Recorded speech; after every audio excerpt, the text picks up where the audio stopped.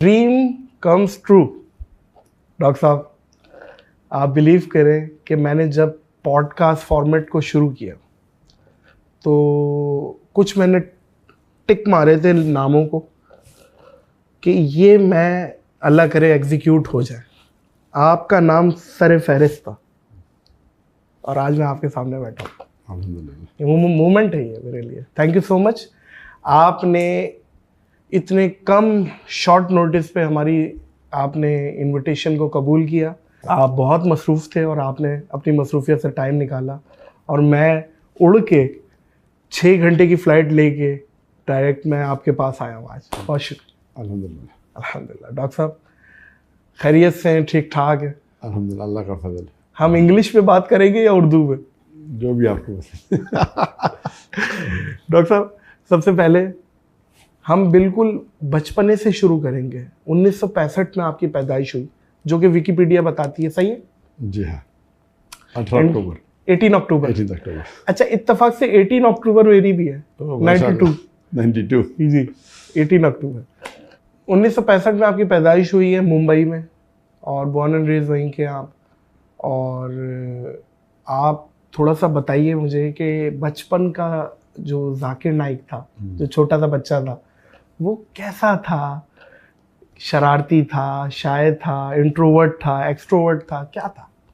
अल्हम्दुलिल्लाह, बचपन में आप मुझे कह सकते थे कि मैं शरारती था। अल्हम्दुलिल्लाह, साथ साथ अक्सर लोग जानते हैं कि बचपन से मैं हकलाता हूँ। अच्छा। अगर कौन मुझसे पूछता था कि मेरा नाम क्या है तो मैं कहता था मेरा नाम है जाकिर। तो बचपन में हकलाता था और पूरे स्कूल की ज़िंदगी में हमारे school Saint Peter's High School में एक सब्जेक्ट होता था पब्लिक स्पीकिंग या स्पीकिंग होता था। तो उसके अंदर टीचर्स मुझे PF देती थी, पास फेल। कह सकते थे कि मुझ पे तरस खा के, क्योंकि बात करने में तो मखलाता था, तरस खा के मुझे PF देती थी। तो बचपन से मखलाता था। और स्कूल के अंदर अल्हम्दुलिल्लाह अल्लाह के फजल से मैं मैथमेटिक्स सब्जेक्ट में वो सबसे ज़्यादा सब्जेक्ट मुझे पसंद था और उसके अंदर हमेशा अक्सर मुझे अवार्ड मिलता था best in mathematics throughout my life. And of course हमारे स्कूल के अंदर हायर स्टैंडर्ड के अंदर there were 2 section, one was alternative 1, alternative 2। तो IGCSE जो हमारा बोर्ड कैम्ब्रिज बोर्ड था पहले, बाद में इंडिया में शिफ्ट हो गया।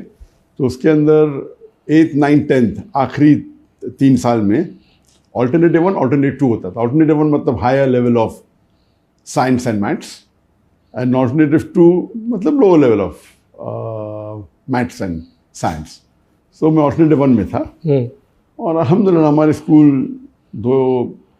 एक प्रोटेस्टेंट स्कूल थी, क्रिश्चियन स्कूल थी मुंबई में, लेकिन उसके अंदर 80% से ज़्यादा माशाल्लाह मुसलमान पढ़ते थे। सही। तो हमेशा बचपन में जहाँ तक के स्टडीज़ का सवाल था, अल्लाह के फजल से काफ़ी मैं आगे था, ज़हीन था। लेकिन स्पोर्ट्स में हमेशा, स्पोर्ट्स के अंदर एवरेज था। तो मेरी ख्वाहिश थी कि मैं एक बार रेस जीतना चाहता था स्कूल के अंदर। Right. लेकिन अल्लाह की मर्जी थी, स्कूल लाइफ में कभी भी नहीं जीता। लेकिन जब कॉलेज लाइफ में मैं गया, हाँ। तो एक मुसलमान दोस्त ने मैंने ऐसा पूछा कि ये 10 किलोमीटर रेस का हाईएस्ट रिकॉर्ड क्या है? तो हंसने लगा मुझ पे। रिकॉर्ड पूछ रहे, चल के दिखाओ, भागने की बात दूर है। और कौन मुझे जब चैलेंज करता है तो मैं हमेशा चैलेंज एक्सेप्ट करता हूँ, but naturally see in the situation, not any illogical challenge. तो मेरे पास 1 हफ्ता था वो रेस में दौड़ने के लिए। और कॉलेज, ये मेडिकल कॉलेज की बात है। अल्हम्दुलिल्लाह की वजह से 10 किलोमीटर में मुझे गोल्ड मेडल मिला।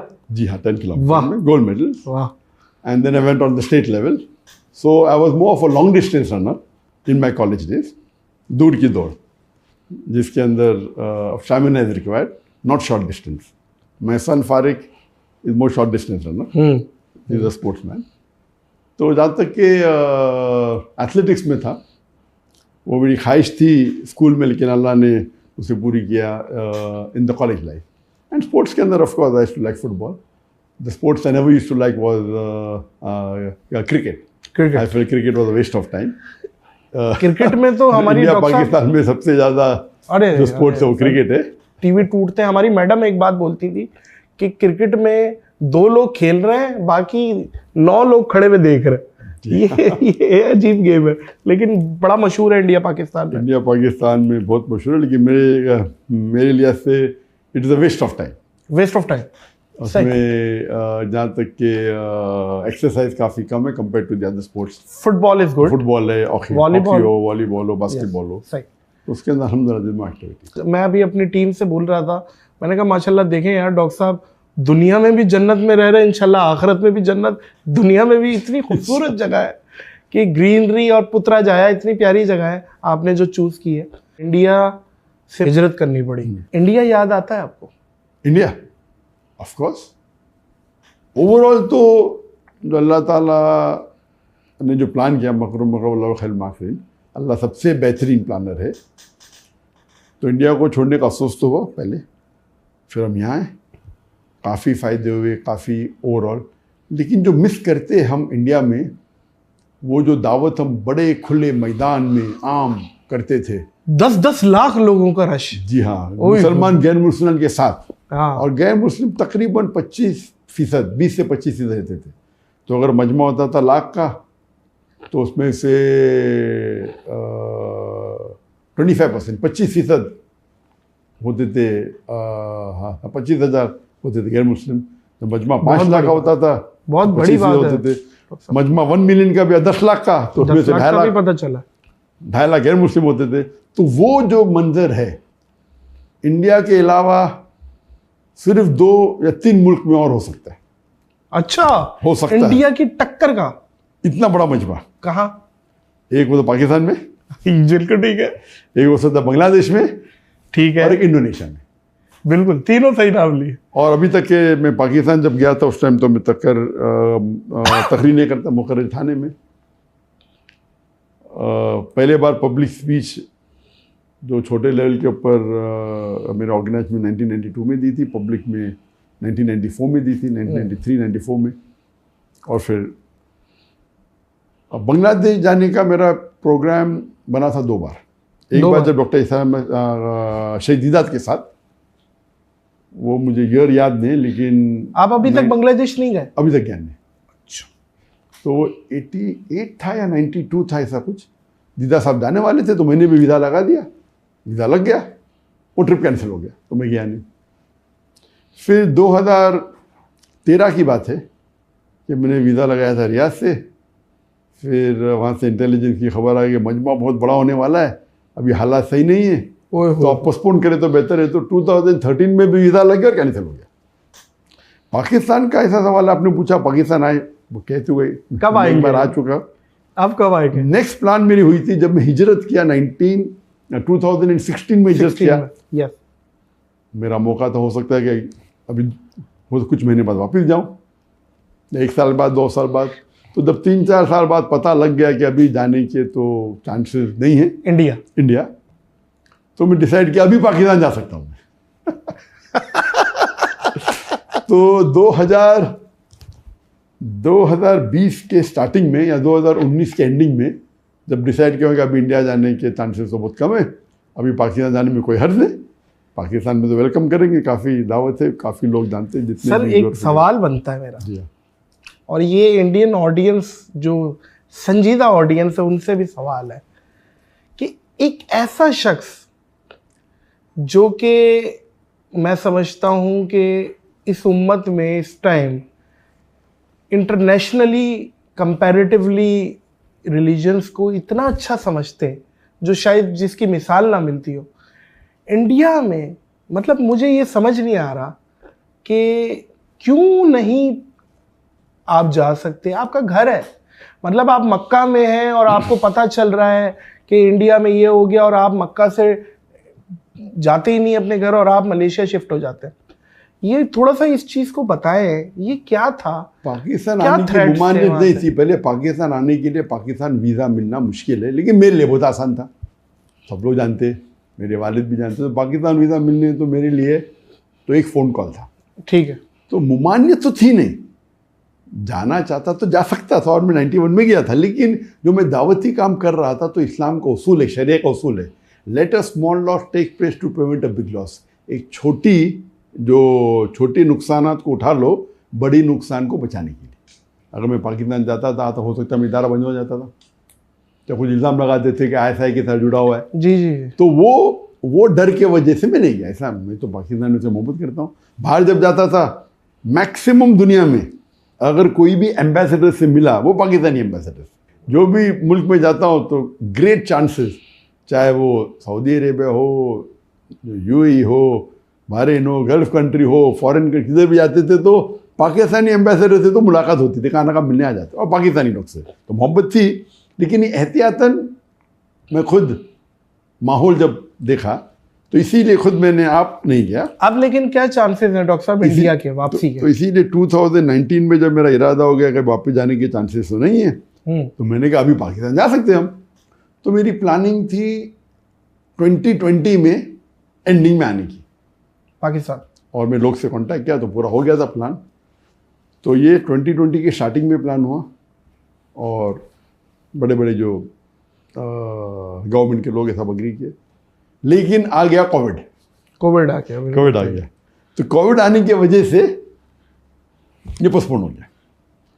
और नॉर्मली प्लानिंग रहती है काफ़ी, मेरी जो कंट्री से इन्विटेशन रहते तो प्लानिंग रहती, तो वो उसके वजह से 2020 में फिर कैंसिल हो गया। कोविड था, 2020 मार्च के अंदर पूरा लॉकडाउन हो गया। फिर 21 में तो कोई लेक्चर टूर हो नहीं, फिर वापस लेक्चर टूर शुरू हुआ 2022 में।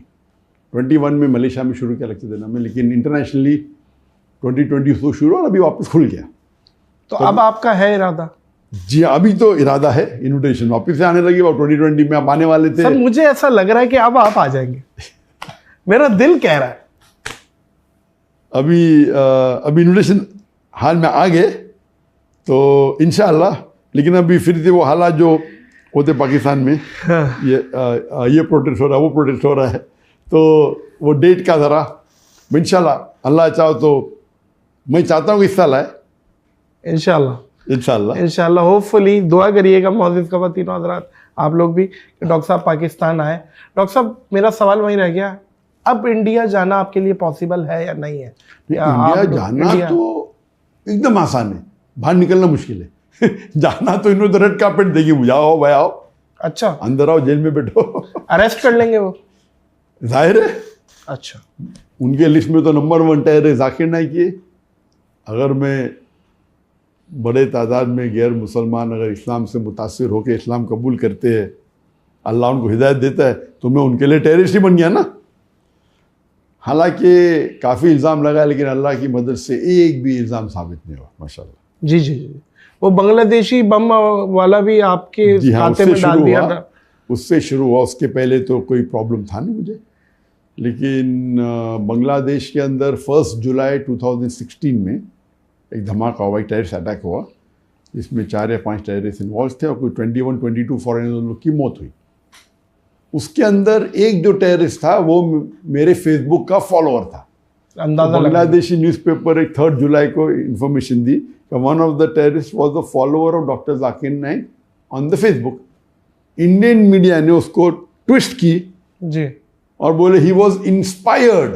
एक फॉलोअर होना अलग होता है और एक इंस्पायर्ड मुतासिर होके टेररिस्ट एक्ट करना अलग होता है, और एक फॉलोअर होना चाहिए। तासुर दे दिया कि आपका साथी है। हाँ, लेकिन जाकिर नाइक के लेक्चर देख के वो नो टेररिस्ट अटैक किया, इनडायरेक्ट। तो इंडिया मीडिया में, और उस टाइम वो हफ्ते में अल्हम्दुलिल्लाह maximum search name in the world वो जाकिर नाइक।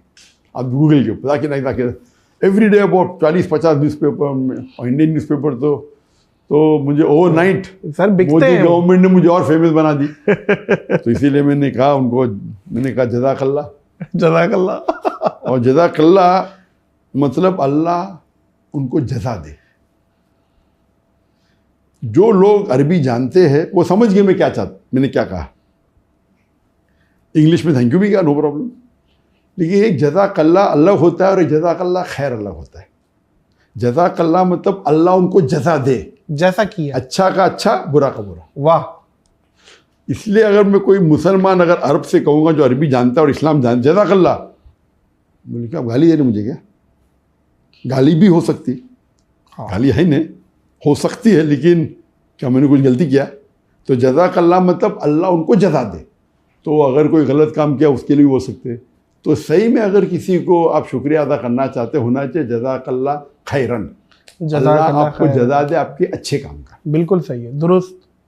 तो एक बात है कि मोदी से मुझे बहुत फ़ायदा भी हुआ अल्हम्दुलिल्लाह। इज्जत की इज्जत नहीं करता था मैं, और इज्जत करने से बहुत फ़ायदा हुआ। अल्लाह ताला का ये प्लानिंग है। अल्लाह ताला जो प्लानिंग करता है, तो जो लोग इस्लाम के दुश्मन रहते उनसे भी बहुत से अच्छे काम करवा लेता है। मोदी साहब को कोई मशवरा देंगे?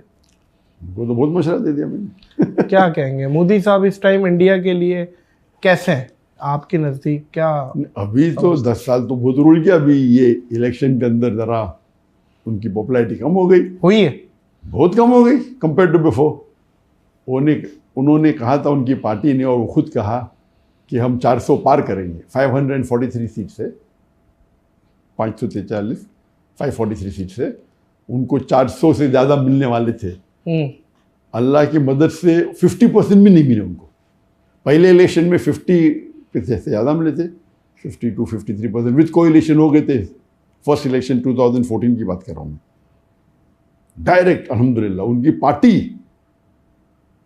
अकेले 50% क्रॉस की, 54 या 55%, एंड विद कोएलिशन 59 हो गई थी। 2019 में अकेले उनकी पार्टी 58%, 59 हो गई, विद कोएलिशन कुछ 64-65 के ऊपर हो गई। तो इस टाइम बोले अकेले बीजेपी 400 पार, 400 पार मतलब over 2/3 majority alone BJP, not the coalition. तो 50% मिलने के लिए 272 सीट्स थे, 272 उनको मिले, कुछ उससे कम मिले, 250 ऐसे कम मिले उनको। और कोएलिशन के साथ वो 50% क्रॉस कर लिए, तो फिर से प्रधानमंत्री बन गए। लेकिन वो जो उनका रौब था, जो बढ़ते थे और लोगों ने खुदा मानने लगे, वो भी कम हो गया। इसीलिए जब उनके पास एब्सोल्यूट मेजॉरिटी होती और अगर कोएलिशन के साथ 2/3 होती, कुछ भी कर सकते, सही मनमानी कर सकते, कॉन्स्टिट्यूशन से खिलवाड़ कर सकते। और सबसे बड़ा खिलवाड़ उन्होंने किया, वो 370 आर्टिकल को उन्होंने बैन कर दी, निकाल दी, और कश्मीर की आज़ादी उसको हटा दिया। और उस वक्त ये चल रहा था, जब 370 निकालने के पहले, कुछ महीने पहले, उनने अपने एक सबॉर्डिनेट, एक एमिसरी इंग्लिश में बोलते, एक आदमी को भेजा मुझे मिलने के लिए मलेशिया में। तो मिलना चाहते थे, मैं बोला कोई प्रॉब्लम नहीं। तो हमने एक 5 स्टार होटल में मुलाकात की इधर मलेशिया में, पुत्रजाय में। मैंने बोला आपको कौन भेजा है? तो बोला डायरेक्ट मुझे मोदी जी और अमित शाह ने भेजा, प्राइम मिनिस्टर और होम मिनिस्टर ने। ये कभी की बात है, 2018, जब ये 370 आर्टिकल निकला कश्मीर का, उसके कुछ महीने पहले। सही 18 था या 2018, तकरीबन 19 जो भी था। तो क्या बात हुई इसमें? उन्होंने कहा कि हम आपके हमारे बीच में दरमियान मिसअंडरस्टैंडिंग हटाना चाहते। सही। तो मैंने कहा मेरे हिसाब से अगर मुझे कोई दुनिया में मेरे फैमिली के बाद अच्छी तरीके से जानता है, वो आपकी इंटेलिजेंस है। मेरे फैमिली के बाद अगर मुझे कोई एकदम गहराई से जानता है, वो आप लोग हैं। मेरी ज़िंदगी तो एक ओपन बुक है, खुली किताब है। वो अलग बात है कि आपको मेरे काम पसंद नहीं आते, लेकिन मैंने कोई भी कॉन्स्टिट्यूशन का एक भी हिस्सा, आई have not broken any law of Indian government. वो पैचअप करना चाह रहे थे आप लोग? हाँ बिल्कुल सही। क्यों? तो बात तकरीबन हुई 5-6 घंटे तक। अच्छा। लंच भी किया अपने साथ में। तो बोले नहीं आप इतने मशहूर है, हम आपके साथ होना चाहते हैं, हम चाहते आपको एकदम वापस इंडिया बुलाए, एकदम पूरे विद फुल, आप इतने मशहूर, आप इतना अच्छा काम कर रहे, आपकी नॉलेज क्या है दिन के बारे में, आप हिंदुज़म की नॉलेज रखते हैं, ब्ला ब्ला ब्ला। तो मैं बोला आप चाहते क्या है? बोले कुछ नहीं, हम चाहते ट्रैप तो नहीं था डॉक्टर साहब के आए तो पकड़ लो, अल्लाह वालों। अच्छा। तो मैंने बोला कि आप चाहते क्या है? नहीं हम सिर्फ चाहते हैं कि हमारे ताल्लुकात अच्छे हो जाए। तो मैं उन्हें साफ कहा कि देखो आप अगर मुझसे कुछ काम लेना चाहते हैं, मैं मेरे देश के लिए, मुल्क के लिए काम करने को तैयार हूँ। मेरी दो शर्तें। एक शर्त है, जो आप मुझे कहेंगे वो कुरान और हदीस के खिलाफ नहीं होना चाहिए। नंबर 1 शर्त, अल्लाह और अल्लाह के रसूल टीचिंग के खिलाफ नहीं होना चाहिए। और नंबर 2, मुझे आपके पैसे की जरूरत नहीं। अगर ये 2 शर्त पूरी हो जाती, आप जो मुझसे काम लेना चाहते, मैं मेरे मुल्क के लिए हाजिर हूँ। फिर तो उन्होंने बोला वेरी गुड, नो प्रॉब्लम। तो गुफ्तगू हुई, काफ़ी गुफ्तगू हुई। आप चाहते कि नहीं कुछ नहीं, हम कोशिश करेंगे अभी आपको वापसी आने के लिए। तो उस वक्त तो कुछ कहा नहीं, लेकिन एकदम पैचअप कर लिया ऐसा कि भाई अभी हम with in couple of months आप वापस आ सकते। मुझे उम्मीद तो थी नहीं। मैं बोला अगर आप, फिर मुझे कहने लगे वो आदमी, शख्स जो आया था उधर से, दिल्ली से, कि हम चाहते हैं कि आप हमारी गवर्नमेंट को सपोर्ट करो कश्मीर इशू पे, कि जो हम 370 आर्टिकल को निकाल रहे वो सही है। तो मैंने कहा ये तो नामुमकिन है, मैं मेरे मुसलमान भाइयों के साथ गद्दारी कर ही नहीं सकता। जो मुसलमान कश्मीर में उनका हक है फ्रीडम, और जो ने मुआहदा किया है उसके तहत रहे तो कोई प्रॉब्लम नहीं। Article 370 the part of the it's a constitution, इसके अंदर दे हैव गॉट फ्रीडम। कुछ चीज़ के अंदर ऑटोनॉमी है, कुछ चीज़ के अंदर वो साथ में इंडियन गवर्नमेंट के है। लेकिन आप अगर कहीं ऑटोनॉमी को निकाल देंगे, वो तो जाती है उनके ऊपर। इंडिया को इंडिपेंडेंस जब मिला, काफ़ी ऐसे जो पार्ट्स ऑफ इंडिया है जो ऑटोनॉमस, इसमें तो मैं कुछ कर नहीं सकती। तो ये तो कुरान के खिलाफ है, हदीस के खिलाफ है, मेरे मुसलमान भाई का गद्दारी है। उनका रिएक्शन तो नहीं ऐसा मत, वैसा कुछ लिखो, मैं last out of the question. हाँ, ये बोल सकता हूँ क्या गलत हो रहा है, ये बोल सकता हूँ कि गलत हो रहा है, and I am totally against it. ठीक है, उनका स्टाइल था, ये बीजेपी गवर्नमेंट का स्टाइल है कि मुसलमान को अगर जो चाहते हैं अपने काम कराने के लिए, चाहे उलमा हो, चाहे बिजनेसमैन मुसलमान हो, कोई भी हो, या गैर मुस्लिम हो, वो पहले आके प्यार से बात करते, फिर कोशिश करते पैसे दे के खरीदने की। नहीं खरीद जाता धमकी देते, अंदर कर लेंगे। ये उनका फॉर्मूला है, प्यार से करके तारीफ करो, हम तुमको फ़ायदा देंगे। नंबर 2, पैसे दे के खरीद। अक्सर ये पहले 2 में अक्सर लोग मान देते। तीसरा है, नहीं करेंगे तो हम ईडी की रेट डालेंगे, इनकम टैक्स की रेट डालेंगे। तो मेरे साथ तो सब कुछ कर लिया उन्होंने, मुझे प्रॉब्लम ही नहीं। पुलिस भेजे, ईडी भेजे, ये भेजे, नंबर 1 टेररिस्ट कह दिया। तो मैं थैंक यू बोलता कि लोग, मुसलमान में तो काफ़ी लोग, अक्सर लोग जानते थे इंडिया में, गैर मुस्लिम में भी जानते थे। लेकिन मोदी के बाद ये गोदी मीडिया जो है, वो जो मुझे हमेशा मीडिया पे आने की वजह से, अभी तो माशाअल्लाह बहुत small percentage non Muslim India में होंगे जो मुझे नहीं जानते। नहीं, मुझे नहीं लगता कि नहीं जानती होंगी, बहुत कम होगी। तो ये उनकी बदौलत है। और उसके बाद लेकिन जब भी मैं ट्रैवल करता हूँ, चाहे मलेशिया में हो या बाहर हो, गैर मुसलमान अब भी मुझसे मोहब्बत करते हैं। उनका मेन प्रॉब्लम था कि जब मुसलमान में लेक्चर में आते वो अलग बात है, लेकिन मुतासर होके वो इस्लाम की जो गलत फहमी दूर हो जाते, और काफ़ी लोग इस्लाम भी कबूल करते। तो उसके वजह से उनका नुकसान हो रहा था, वो हिंदुत्व का जो स्टेटमेंट था ना। और फिर बाद में NEC एक्ट आ गया, वो बिल पास हो गया, वो चाहते थे उसके अंदर भी मैं सपोर्ट करूँ। मैं बोला आउट ऑफ द क्वेश्चन। वाह। तो उस टाइम क्योंकि हम वापस उस पहलू पे आते कि वो मेजॉरिटी में थे तो पास कर सकते थे। करो पार्लियामेंट में जाओ, कोई ऑपोजिशन नहीं सकता है, लीडर ऑफ अपोजिशन भी नहीं है। इंडियन पार्लियामेंट का रूल है, लीडर ऑफ अपोजिशन होने के लिए आपके पार्टी को कम से कम 10% सीट चाहिए। तो 543 में से 55 सीट्स अगर आपकी पार्टी को मिले तो आप लीडर ऑफ अपोजिशन बन सकते। 10 साल तक के कोई भी पार्टी को 55 सीट्स भी नहीं मिले तो लीडर ऑफ अपोजिशन था ही नहीं। लेकिन ये इलेक्शन में अभी जो कुछ चंद महीने पहले 2024 में ख़त्म हुआ, अल्हम्दुलिल्लाह इसमें कांग्रेस को 99 सीट्स मिल गए, और बाकी जो इंडिया का गठबंधन था उन्हें मेजॉरिटी तो नहीं मिला लेकिन क्लोज थे। तो now the opposition is strong. अभी क्या हो गया, अब जो बोले ना उनका तो दबाव और दबदबा मोदी का अभी कम हो गया।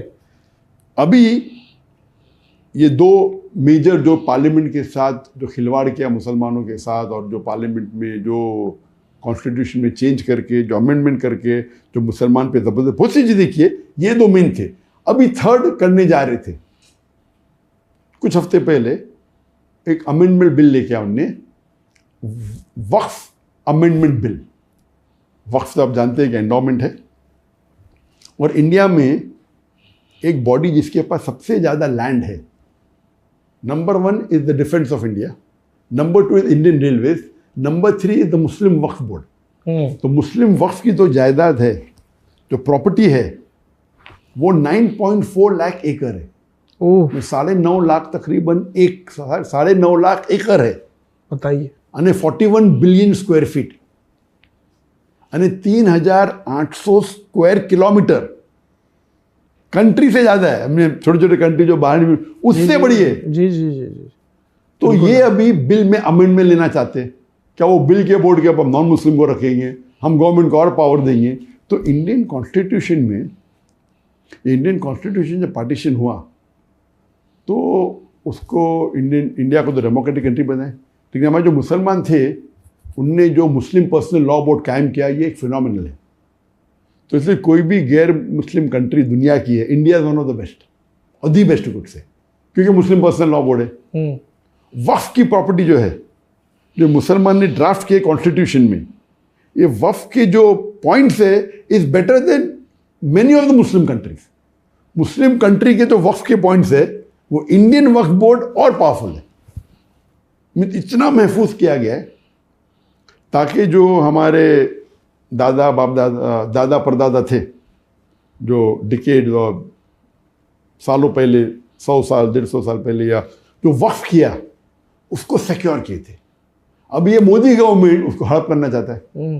थर्ड लार्जेस्ट प्राइवेट है ये वक्फ जो है, इट्स नॉट पब्लिक, और बाकी तो गवर्नमेंट की है ना, डिफेंस एंड रेलवे, ये तो प्राइवेट है मुसलमान की, यानी अल्लाह के लिए वक्फ किया गया है। It should benefit only the Muslims. तो उसके अंदर वो अमेंडमेंट लेना चाहते हैं, अपने पास रखना। ठीक है, थोड़े मुसलमानों ने गलती की, मुसलमान जो मुतव्वली है अब पैसा खाए और फायदा लिए, तो फायदा लेने से वक्फ बोर्ड का नुकसान हो रहा है। तो उस आड़ में उसको एक्सक्यूज बना के बोलते हम अमेंडमेंट करना चाहते हैं, अमेंड करे तो ये पूरा हड़प कर सकते हैं।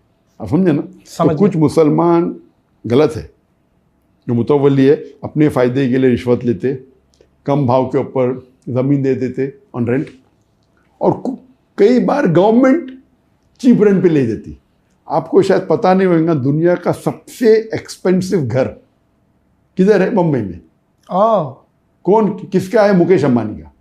अच्छा। वो $2 बिलियन वर्थ है। कोई बोलता है 1, कौन बोलता है 1.5, $2 बिलियन मुकेश अंबानी का। मुकेश अंबानी का, बताइए। दुनिया में सबसे एक्सपेंसिव हाउस, जो 27 माले की बिल्डिंग है एंटेलर, उसके ऊपर 3 हेलीपैड है, दुनिया का सबसे एक्सपेंसिव हाउस, उसकी प्रॉपर्टी किसकी है?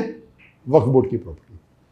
अच्छा, ये मुस्लिम वक्फ थी, लेकिन वक्फ की कोई मुसलमान ने गड़बड़ किया है, रिश्वत है क्या, मुझे पता नहीं डिटेल्स उसके ऊपर कोर्ट केस हुआ था। कोर्ट केस होने की वजह से महीनों तक या कई साल तक वो अपने घर में एंटर भी नहीं कर सके, लेकिन अभी वो क्लियर हो गया। अच्छा, आई मस्ट से कि शायद ये जो हिंदू हमारे भाई देख रहे होंगे वो शायद डिसएग्री करें इस बात से, ऐसा नहीं है। और नहीं, काफी फेमस ये केस हो गया था। हाँ, वो अलग बात है कि उसके अंदर मुसलमान की गलती तो होगी, उन्हें कैसा उनको दिया? वक्फ प्रॉपर्टी तो बेच नहीं सकते, वक्फ है ना।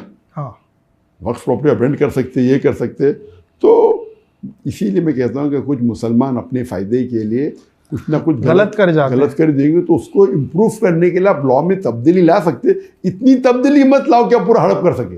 तो उनमें बोला अच्छा हम वापिस से चेक करेंगे वक्फ प्रॉपर्टी, ये कहने हम गैर मुस्लिम को बनाएंगे, उसके कमेटी में गैर मुस्लिम कैसे कमेटी में आ सकता है? फिर कहने लगा कुछ प्रॉब्लम हुआ तो डीएम में वो डिस्ट्रिक्ट मजिस्ट्रेट कर सकता है। वो डिस्ट्रिक्ट मजिस्ट्रेट तो वो तो पूरा पॉलिटिकल अपॉइंटेड है।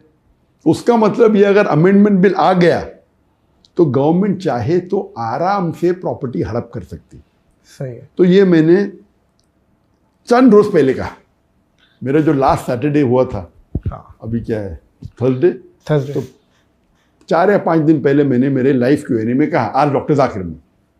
तो अभी इंडिया मीडिया में ऑफिस से आ गया, डॉक्टर जाकिर नायक भड़कीले बयान दे रहा है, मुसलमान को भड़का रहा है इंडियन गवर्नमेंट के खिलाफ। शुरू हो गया। नहीं, वो डॉक्टर साहब जवाब नहीं मिला मुझे कि जब आपने उनको जवाब दे दिया जो इंडियन ऑफिशियल्स आए थे, तो उनका क्या रिएक्शन था? वो फिर उठ के चले गए के बाद? नहीं, उस टाइम तो बाद में मेरे कांटेक्ट में थे ना। उधर गए तो एकदम अच्छे से गए, अभी आप अभी ग्रीन सिग्नल दे दे, आप वापस से इंडिया आ सकते। हाँ, मुझे तो उम्मीद थी नहीं, लेकिन मैं मेरे मुल्क के लिए जो भी जायज़ है, India is a great country. Yes, Modi ने अगर कुछ प्रॉब्लम किया तो उनसे इंडिया पे इख्तलाफ हो सकता है, इस जगह से हाँ, नहीं है। India is in terms of amongst the non-Muslim countries in the world, one of the best अच्छा, non-Muslim countries। वो सब मुस्लिम कंट्री से भी अच्छा है, सही। अल्हम्दुलिल्लाह। वो एक अलग सब्जेक्ट है। अब इंडिया आप नहीं जाएंगे? नहीं, अल्लाह चाहा तो क्यों नहीं। अगर अभी मोदी नहीं रहा और जो नेक्स्ट गवर्नमेंट अगर जस्ट रहेंगी तो जरूर जाऊंगा मैं। क्योंकि अभी तक के I have not been convicted. जब इंडियन गवर्नमेंट ने फाइल की मेरे खिलाफ कोर्ट के अंदर, मेरी पूरी प्रॉपर्टी को जब्त कर लिया, तो हमने उनको कोर्ट के अंदर उसके अगेंस्ट पिटीशन फाइल की। तो उसका जज जो था, द चीफ जज ऑफ द ईडी कोर्ट, उसका नाम था मनमोहन सिंह, वो सिख था।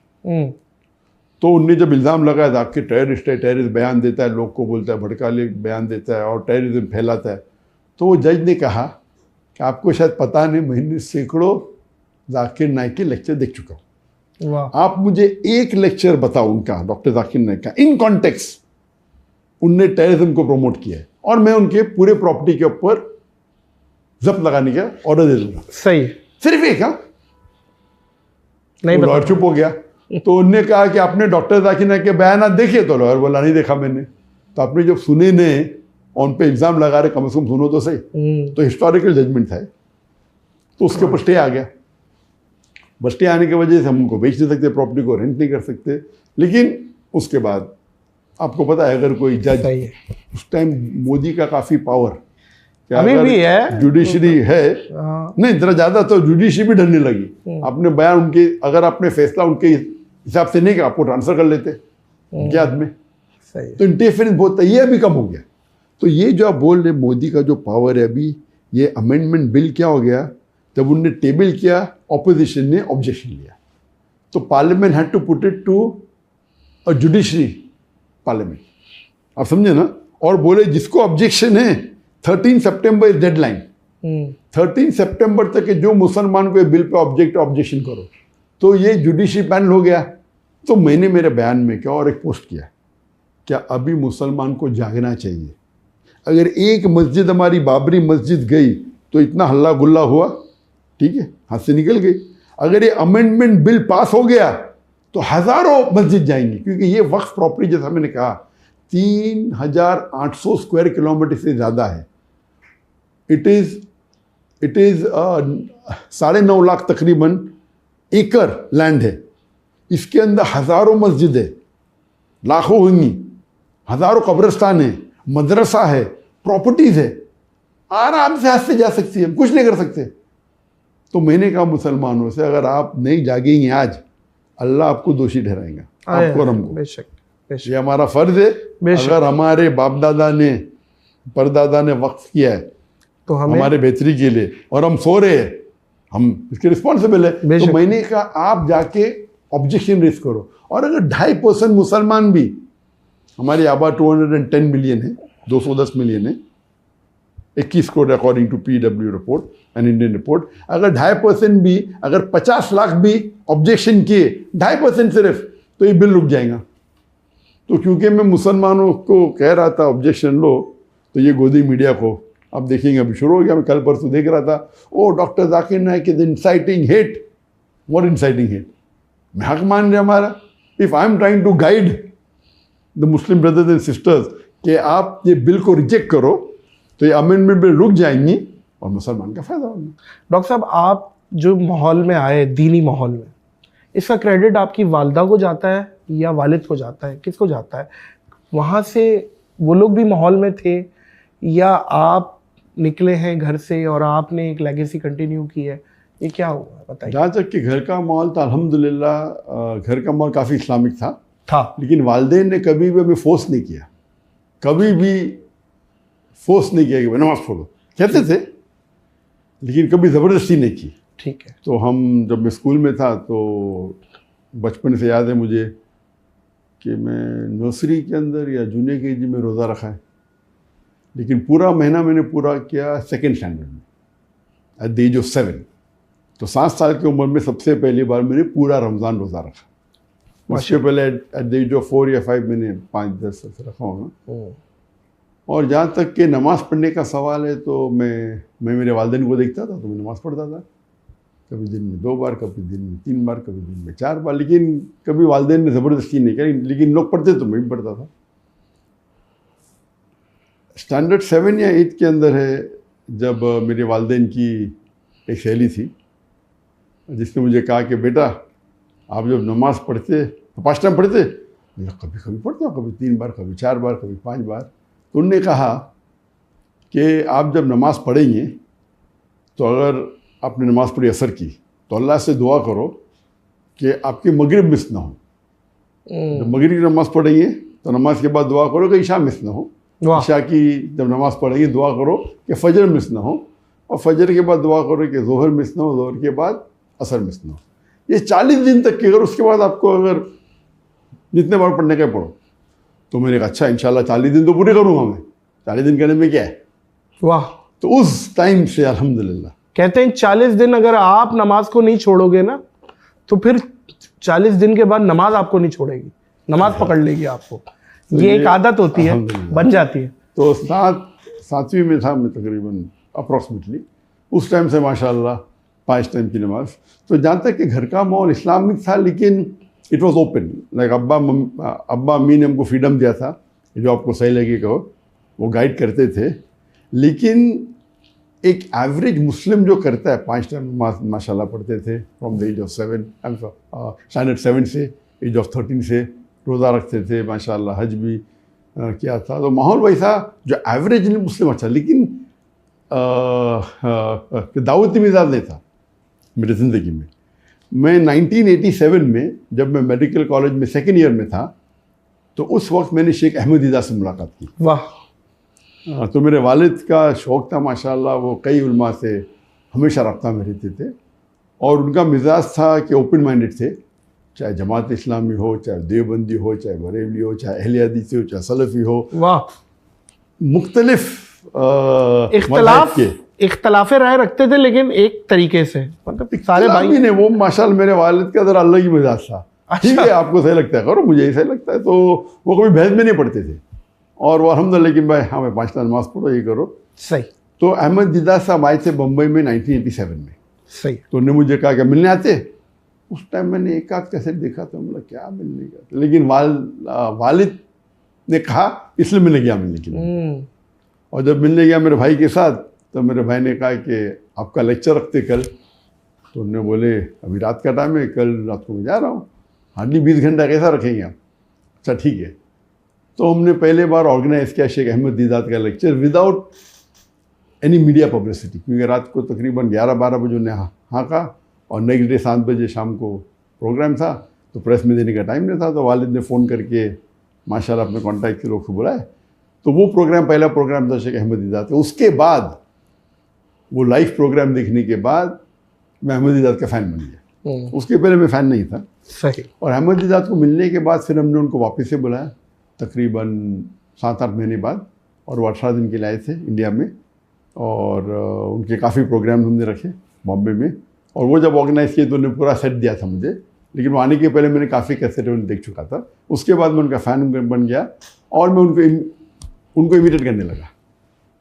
और मेडिकल कॉलेज में जब मैं दावत करता था तो मेरे मुसलमान दोस्त काफ़ी कम होते, हार्डली मे बी 4% होते थे मुसलमान इन द मेडिकल कॉलेज। तो भाग जाते थे, बोलते कि जाकिर के साथ तो पिटवा देंगे हमें। तो मैं हमेशा कहता था कि, और वो कहते थे कि आप अगर दावत करेंगे अपने प्रोफेसर से वो आपको फेल करेंगे। तो मैं कहता था अगर मेरे प्रोफेसर मुझे फेल करेंगे तो मुझे और 1 साल मौका मिलेगा उनसे दावत करने का। तो मेन जो अगर क्रेडिट जाता है जो रुख को बदलने का मेरे दावती मैदान में, दीनी तो अल्हम्दुलिल्लाह मेरे वालिदैन थे, लेकिन मुझ पर ज़बरदस्ती नहीं किया। दीदार साहब को मिलने के बाद दीदार साहब ने मुझे डॉक्टर ऑफ बॉडी से डॉक्टर ऑफ सोल कर दिया, तब्दील कर दिया। वाह, doctor of body to doctor of soul. क्या बात है भाई। पहले जिस्म का तबीब था, डॉक्टर था, अब रूह के, उसके बाद रूह का तबीब बन गया। और जो मज़ा मिलती थी अगर कोई पेशेंट को क्योर करने में अल्हम्दुलिल्लाह। और मैं समझता था कि medical profession is the best profession in the world, इसीलिए मैंने चुना कि मैं डॉक्टर बनूँ। मेरे वालिद भी डॉक्टर थे, मेरे भाई भी डॉक्टर थे, उन्हें जबरदस्ती नहीं की, लेकिन मैं समझता था कि एक मेडिकल डॉक्टर, एक तबीब सबसे बेहतरीन प्रोफेशन है। जब दीदा साहब के बाद मिलने के बाद मुझे पता लगा कि अल्लाह ताला कहते हैं कुरान में सूरह फुसिलत में सूरा नंबर 41 आयत नंबर 33 में, वमन अहसनु क़ौलन मिम्मन दुआ इलल्लाहि व अमिला सालिहान व क़ाला इन्ननी मिनल मुस्लिमीन। Who is better in speech than one who invites to the way of the Lord, works righteousness and says I'm a Muslim? कौन बेहतर है स्पीच में? वो शख्स जो अल्लाह की तरफ बुलाता है, वो इन्वाइट एंड और वो कहता है कि मैं मुस्लिम हूँ। तो सबसे बेहतरीन प्रोफेशन जो अल्लाह ताला के नज़दीक, जो कुरान मजीद में कहा गया है, वो एक दाई का, लोग को इस्लाम की तरफ बुलाना। और दाई मोअज़्ज़िज़ ख़वातीन व हज़रात, डॉक्टर साहब दाई, डॉक्टर साहब की वाइफ दाई, डॉक्टर साहब के बेटे दाई, डॉक्टर साहब की बेटियां दाई, और मतलब एक पूरा ख़ानदान आपका माशाल्लाह दाई सिस्टम पे है और लेगेसी कंटिन्यू हुई भी है। सर अल्लाह आपको इस्तकामत दे इस चीज़ पे। तो माशाल्लाह आपने बहुत काम किया है दीन के हवाले से, अल्लाह ने बहुत काम मज़ीद लेना है। आपको अंदाज़ा भी है कि पाकिस्तान में आपको कितना प्यार किया जाता है? अल्हम्दुलिल्लाह। आपको डॉक्टर साहब अंदाज़ा है? आप यकीन करें, मैं एयरपोर्ट पे आया, कहाँ जा रहे हैं नाज़िर भाई? मैं डॉक्टर साहब के पास जा रहा हूँ पॉडकास्ट। डॉक्टर जाकिर, अच्छा यार मेरा सलाम देना, मेरा ये सवाल करना, मुझसे ये, एवरीवन इज मतलब एक्साइटेड। किसी भी फिरके से आपके लिए एक्साइटेड था कि डॉक्टर साहब के लिए भाई वाह वाह, इंसानी कंप्यूटर, मतलब डॉक्टर साहब है भाई, फला फला ये यहाँ से ये। कंपैरेटिवली रिलीजन को जो स्टडी किया है वो आप, अल्लाह ने आपसे बहुत काम लिया है उस चीज़ पे। पाकिस्तान कब आ रहा है? इंशाल्लाह पाकिस्तान में ज़िंदगी में एक बार आया था 1991 में, जब मैं दावती मैदान में ख़त्म रखा था, लेकिन इतना फेमस नहीं था। जब दीदा साहब से मुलाकात हुई थी 1987 में, वो 88 में लेक्चर किए। तो दीदा साहब के बाद में मुतासिर हुआ डॉक्टर इसरार अहमद। तो पाकिस्तान का मेन मकसद था डॉक्टर इसरार अहमद से मिलने का। तो दीदा साहब से जब मुतासिर हुआ तो मैं कसरत देखने लगा, उनके वजह से बाकी मौलाना, बाकी मुकर्रर की तकरीर देखने लगा। तो उर्दू में जो सबसे ज़्यादा मुतासिर हुआ वो थे डॉक्टर इसरार अहमद। तो दीदा साहब अंग्रेजी में थे और डॉक्टर इसरार अहमद, तो अल्लाह उनकी मग़फ़िरत करे, क्या अल्लाह फिरदौस, आमीन सुभान। तो 1991 में मैं पहली बार आया था, उस टाइम में तकरीर नहीं करता था। अच्छा, उस वक्त आप मेडिकल में जस्ट पास कर चुका था, इंटर्नशिप कर रहा था, और हमारी फाउंडेशन, इस्लामिक रिसर्च फाउंडेशन को कायम की थी हमने। मशहूर भी नहीं हुए थे, मतलब आप नहीं, लोग जानते नहीं थे। तो डॉक्टर साहब भी मेरा ख्याल है इतना ज़्यादा आपको एक नहीं जानते। डॉक्टर साहब से क्योंकि मैं कहा था मैं आने वाला हूँ, तो कौन शख्स से मिलना चाहते। फिर मैंने कहा कि मेरा एक जुनून है कि जितने भी इस्लामिक कैसेट से उन्हें इकट्ठा करें और दुनिया की सबसे बड़ी लाइब्रेरी बनाए। तो मैंने कहा उनको कि जितने भी आपकी कैसेट, सब कैसेट्स हो ऑन द स्पॉट है ही नहीं। हम तो कुछ लोग जो मांगते थोड़े मौजूद है, लेकिन उनके सैकड़ों वीडियो कैसेट्स है। तो मैंने बोला मैं ऑर्डर देना चाहता हूँ, और अच्छी उम्दा जापानीज़ वीडियो कैसेट VHS चलते थे उस टाइम, उन पे आप रिकॉर्डिंग करो। तो उन्होंने बोला अभी तक मेरी ज़िंदगी में कोई भी शख्स ने ये नहीं कहा कि मुझे सब कैसेट चाहिए। तो मैंने कहा जितने शिकागो में आपके कैसेट सब मैं कलेक्ट कर चुका हूँ, कराची आपके सेंटर में से ले चुका हूँ, अभी आपके लाहौर ब्रांच में से सब लेना चाहता हूँ। तो और डॉक्टर साहब से काफ़ी मुतासिर था। तो जब मैंने कहा उनसे कि आपका क्या मकसद है आने का, मैं बोला आपसे मिलने का मकसद था, और यहाँ इस्लामिक इदारे देखना चाहता हूँ। और वो बड़ा शौक़ था कि वर्ल्ड वाइड जितने इस्लामिक इदारे हैं, जितने स्कॉलर्स है, जितने दाईज़ है, जितने मुबल्लिग है, उनसे मिल के गुफ्तगू करना और इल्म हासिल करना। तो उन्होंने कहा पाकिस्तान में आपको इस्लामिक इदारे तो बहुत मिल जाएंगे, लेकिन इस्लाम नहीं मिलेगा। और आप उनके तकरीर सुनेंगे तो पता हो कितने नाराज़ थे कि मुसलमान दीन से क्यों दूर है, मुसलमान कुरान से क्यों दीन है सर। बहुत। और उनने जो एक गाइडेंस मुझे दिया कि उन्होंने कहा कि दाई को हमेशा अपनी जो ज़रूरत है उसे कम करना चाहिए, एकदम कम। वाह वाह। ज़रूरत कम करो ताकि आपको जिंदगी बसर करने के लिए किसी आसानी के रहे, मोहताज ना हो। और अगर आपको कोई चीज़ कहने का इस्लाम के बारे में डंके के चोट पे कह सकते हैं, आपको किसको ख्वाहिश को पूरी करना, किसको फ्लैटर करने की जरूरत नहीं। बिल्कुल सही है। और ये जो उनने ज़ोहद का कायम एडवाइस दिए, और अल्लाह के फजल से अल्हम्दुलिल्लाह अल्लाह ने काफ़ी नवाजा है इन टर्म्स ऑफ फाइनेंस। कभी तकलीफ नहीं, जैसे आप कह रहे थे कि मेरे वालिदैन ने, जब मैंने कहा उनको कि क्या मुझे दाई बनने का है, तो वालिदैन ने बोला नो प्रॉब्लम। तो मैंने कहा अभी मैं मेडिकल कॉलेज में हूँ, मैं करने वाला हूँ पीजी, तो 2 घंटा मैं करूँगा हफ्ते में, नो प्रॉब्लम। फिर मैं बोला दिन में 2 घंटा करने का, उन्हें बोले नो प्रॉब्लम। फिर बोला 50-50 दावा, 50% मेडिकल प्रैक्टिस, बोले नो प्रॉब्लम। वालिद साहब क्या करते थे? वालिद साहब भी डॉक्टर थे। अच्छा, वो भी डॉक्टर थे? वालिद साहब साइकियाट्रिस्ट थे, माशाअल्लाह, उनको ज़्यादा खैर दे। तो फिर मैंने कहा कि हम 50-50, बोले नो प्रॉब्लम।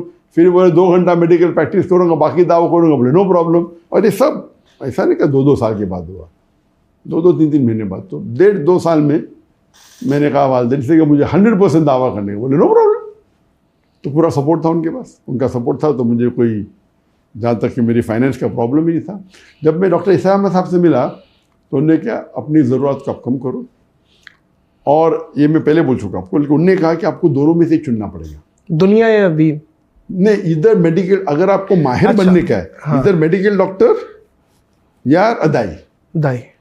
इस्लाम में तो दीन और दुनिया दोनों है, एक वाहिद मजहब है जिसमें दोनों इंपॉर्टेंट। वाह वाह वाह। लेकिन अगर आपको स्पेशलिस्ट बनने का है, उनने कहा कि मैं 7 साल कोशिश किया, मेडिकल डॉक्टर था और दावत भी करता था, अगर एक फील्ड में माहिर बनने का, दोनों में से एक चुनो।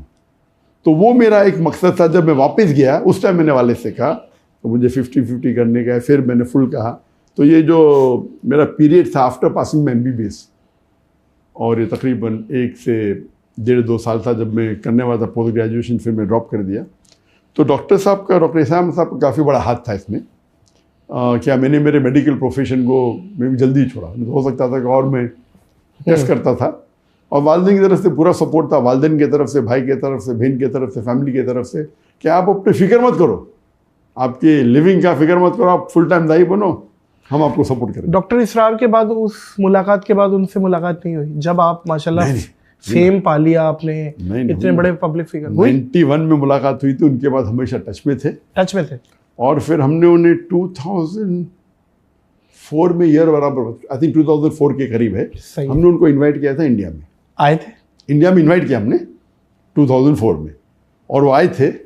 और हमने माशाल्लाह उस टाइम हमारा लेवल ज़रा कुछ दूसरा था, तो दीदा साहब को पहले हमने ऑर्गेनाइज किए थे लेक्चर, तो हमें तजुर्बा था। बाकी काफ़ी लेवल कुछ और का मतलब, वो हद नज़र पब्लिक ही पब्लिक, कैमरा दिखाई नहीं पा रहा। नहीं, हमारा उस टाइम जब हम दीदा साहब को बुलाए तो दीदा साहब बहुत मुतासिर थे।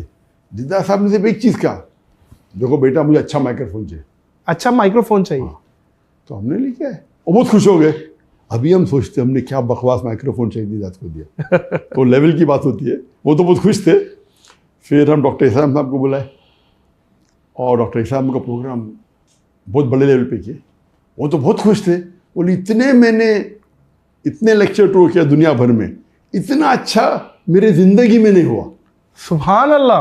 वो कभी थी 2004, उस टाइम हमारा लेवल मेरे हिसाब से, अभी बोलता उस टाइम हम बहुत खुश थे। उनने कहा कि मैं 10 दिन एक ही वेन्यू पे लेक्चर। बोला डॉक्टर साहब बम्बई इतना बड़ा है, एक लेक्चर यहाँ दो, 2 यहाँ दो, नहीं, मेरा मकसद है 1 पे 2। मैंने पब्लिक 10 दिन तक कैसे आएंगी? और माशाल्लाह वो मशहूर थे, दीदा साहब के लिए तो पब्लिक थी। तो हमने उस टाइम बड़े एक मैदान में, जिसकी कैपेसिटी 10,000 थी, और माशाल्लाह पूरे 10 दिन माशाल्लाह पब्लिक थी। और रिकॉर्डिंग हमने किया था, हमने स्टेज के लिए हमने पैसा खर्चा किया, और डॉक्टर साहब तो एकदम इतना पैसा खर्चा किया, इतना लेवल का किया, और हम भी खुश थे। अभी सोचते इतने बड़े शख्स के लिए हमने इतना कम खर्चा किया। हाय वाह, लेवल की बात है। क्या बात है। तो हमें पता है कि हम तो दीदा साहब के लिए हमने बाहर से VHS पे रिकॉर्डिंग किए थे। उस टाइम बहुत खुश थे, क्योंकि उस टाइम हमारा बेस्ट था। तो अल्लाह ताला ये देखते हैं कि आप मेहनत कितनी करते हैं। उस टाइम हमारी मेहनत टॉप, नियत कुछ छोड़े नहीं हमने। और जब ईसा अहमद साहब 10 दिन की एकदम स्टेज बनाए, स्टेज के ऊपर सिर्फ स्टेज को सेटिंग करने के लाख रुपया खर्चा किए उस वक्त। तो उस टाइम तो हमारा और IRF वगैरह इदारा बन चुका था, बन चुका था, और पीस टीवी बन चुका था 1991 में जब मैं उन्हें मिलने गया था। ठीक है। और दीदार साहब को मिले 1987 में। इस्लामिक रिसर्च फाउंडेशन लॉन्च हुआ 1990 में, रजिस्टर हुआ और 1991 में इनॉग्रेट हुआ। उसके बाद में डॉक्टर इरशाद साहब को मिलने गया, सही तो बन चुका था। और पीस टीवी 2006 में। तो दीदार पिछले जब हमारी मुलाकात हुई थी उस टाइम पीस टीवी कायम नहीं हुआ था। तो जब डॉक्टर इरशाद साहब आए थे इंडिया में 2004 में, पीस टीवी ने नेशनल लेवल फर्क था। आप समझे ना? सही। तो अगर टेलीविजन को हटा देंगे तो लेवल बहुत अच्छा था। एक वन ऑन वन, ठीक है। लेकिन जब पीस टीवी आने के बाद, पीस टीवी की जो तरक्की होने, अल्लाह ताला की मदद थी, वो लेवल कुछ और हो गया। फिर वो अलग लेवल था। लेकिन उस टाइम ने प्रोग्राम किए तो उस टाइम 10,000 पब्लिक 10 दिन के लिए, तो रिकॉर्ड, हमारे रिकॉर्ड था और डॉक्टर इस्लाम साहब के लिए भी रिकॉर्ड था। बेशक। ऑफकोर्स उनको बुलाए तो काफ़ी इंडियन गवर्नमेंट में, बिकॉज वो पाकिस्तानी थी तो काफ़ी कंप्लेन हुए। फिर कुछ शख्स ने जो उनके गौरव फिक्र के खिलाफ थे, कंप्लेन भी की पुलिस में। अल्हम्दुलिल्लाह अल्लाह की मदद थी, वो सॉल्व हो गया। और उनका दौरा काफ़ी तकरीबन 1 महीने तक, तकरीबन यहाँ थे, फिर बैंगलोर गए, काफ़ी जगह खुश गए अल्हम्दुलिल्लाह। फिर हमने वीडियो रिकॉर्डिंग किया। वो उसके बाद फिर हम उनको दिखाने लगे हमारे केबल टीवी के ऊपर। केबल टीवी तो पहले से दिखाते थे। और फिर पीस टीवी कायम हुआ 2005 में हम छूटे। इसलिए डॉक्टर इस्लाम साहब 2002-3 या 2004 में, एग्जैक्ट डेट पत्र, 2003 या 2004 में आए थे। फिर पीस टीवी कायम करने का इरादा हुआ मेरा 2005 में। उसके पहले ज़रा मैं जवाब दे दूँ, आपने कहा पाकिस्तान गई कहने, तो पाकिस्तान 1990 में सबसे पहली बार आया। उसके बाद आने के बाद इतनी इंक्वायरी हुई मेरी, क्यों गए थे, क्या कुछ टाइम में कुछ जानता भी नहीं था मुझे। अच्छा, पाकिस्तान गए, क्यों गए, किससे मिले, क्यों मिले, अल्हम्दुलिल्लाह कोई प्रॉब्लम हुआ नहीं। तो जब दावती मैदान में मैं उतरा तो बट नेचुरल, बिकॉज मैं इंडिया में रहता था, मैं अगर पाकिस्तान फिर से विजिट करूं तो मुझे बहुत मुश्किल हो जाते थे, बहुत से मुश्किलात आते थे गवर्नमेंट की तरफ से। एलिगेशन, ऐसे एलिगेशन जितने मुसलमान एक बार मशहूर हो जाता है, लोग कबूल करने लगते हैं, तो इंडियन गवर्नमेंट पीछे पड़ जाती पॉसिबिलिटी। तो इन्विटेशन मुझे सबसे ज़्यादा दुनिया में, अगर मैं 2016 को मैं छोड़ा, मैंने हिजरत की इंडिया से मलेशिया, तकरीबन उस वक्त 5,000 इन्विटेशन थे दुनिया भर से आने के लिए, जो मैं एक्सेप्ट नहीं किया था। एक्सेप्ट क्या अलग बात है, पेंडिंग। उसमें से तकरीबन 500 सिर्फ पाकिस्तान से थे, 500। और उस टाइम जो इन्विटेशन होते थे बट नेचुरल तकरीर के लिए मैं जो आते थे, लेकिन मैं बोला अभी आना तो मुश्किल है, इंशाल्लाह टेलीविजन के थ्रू जाएंगे। तो टेलीविजन शुरू हो गया था। डॉक्टर साहब, हमने आपके हज़ारों लेक्चर्स देखे जिसमें आपने सबको लाजवाब कर दिया, हर सवाल का जवाब दिया। The brother ask a very good question और जवाब धड़ाधड़। कभी ऐसा कोई सवाल, कोई ऐसा टफ क्वेश्चन या कोई ऐसा टफ अपोनेंट जो आप भी सोचने पे मजबूर हो गए हो कि यार इस बात का क्या जवाब है, और आपने किसी से मशवरे लिए हो या अल्लाह ने फिर डाल दिया हो लेकिन बहुत टफ लगा हो, वो मोमेंट जरा शेयर करें। आपका ये क्वेश्चन टफ क्वेश्चन है। अच्छा, ये टफ है। इसके लिए हाँ, ऐसे कई बार, एक बार नहीं कई बार ऐसे हुए कई बार ऐसा हुआ कि जब मैं पब्लिक स्टेज पे मैं सवाल जवाब हैंडल कर रहा हूँ और कोई क्वेश्चन आता है और मुझे जवाब पता नहीं पता। ऐसा नहीं हो सकता डॉक्टर साहब, हम तो ये बोलते थे, ये देखो अभी डॉक्टर साहब आएंगे और जवाब दे देंगे। लेकिन आपने जो उसके बाद पूछा कि अल्लाह की लेकिन मदद हमेशा आई। कभी भी ऐसा ना हो कि अल्लाह की मदद नहीं आई। इल्म तो कोई भी इंसान नहीं कह सकता मुझे सारा इल्म है, सही, और मैं तो कह नहीं सकता हूँ। तो ऐसे कई सवालात है। कुछ सवाल ऐसे कि सवाल उसने मुझे आज पूछा और कल ही मैंने जवाब पढ़ा उसका, कल शाम को पढ़ा, सवाल आज पूछता है, ये तो अल्लाह की तरफ से। अगर ये मुझे कल पूछ लेता था यस्टरडे तो मैं जवाब नहीं दे पाता था। अच्छा। तो मुझे हैरत है कि मैं कल ही पढ़ा और आज कितने सवाल पूछा, तो अल्लाह की तरफ से। अगर 2 दिन पहले पूछता तो मुझे नहीं पता होता था। तो कौन सा कोई ऐसी टफ में एक सवाल है, कई सवाल है। एक सवाल का मैं आपको एग्जांपल देता हूँ। हाँ। एक सवाल है जो एक शख्स, उसका नाम है राहुल, जो दुबई के अंदर, जब मैं एक मेरी ऑडियंस जो बम्बई की ऑडियंस है अल्हम्दुलिल्लाह, क्योंकि उसमें कई गैर मुस्लिम होते थे और कई दीगर मज़ाहिब के लोग होते थे और इंटेलेक्चुअल होते थे, तो जो क्वेश्चंस बॉम्बे से आते वो सबसे मुश्किल टफ होते थे और सबसे जवाब जो निकलते थे अच्छे निकलते थे। टफ होता है क्वेश्चन तो और सोचने पड़ता है और जो अच्छे निकलते। तो मेरे हिसाब से Bombay was the best audience. Number 2 is Dubai. Number 2 is Dubai. Dubai, क्योंकि दुबई के अंदर भी माशाल्लाह मजमा 10,000, 15,000, 20,000, 30,000 होता था। और वहाँ एक एडवांटेज था जो बॉम्बे में नहीं था, वहाँ डिफरेंट नेशनलिटी लोग आते थे। बॉम्बे में भी आते थे लेकिन बहुत कम इन परसेंटेज वाइज आते थे। अमेरिकन भी, यूरोपियन भी आप देखेंगे कसरत में। लेकिन जो परसेंटेज है दुबई में, क्योंकि दुबई के अंदर लोकल तो सिर्फ 11% है, इंडियन ही तकरीबन 35% है, फिर फॉरेनर्स है, American, European, white, black, yellow, brown, तो वैरायटी बहुत होती थी।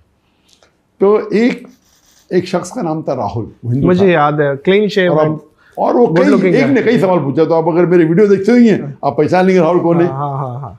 और मेरे हिसाब से मुझे लगता था ये इंसान ईमानदार इंसान है।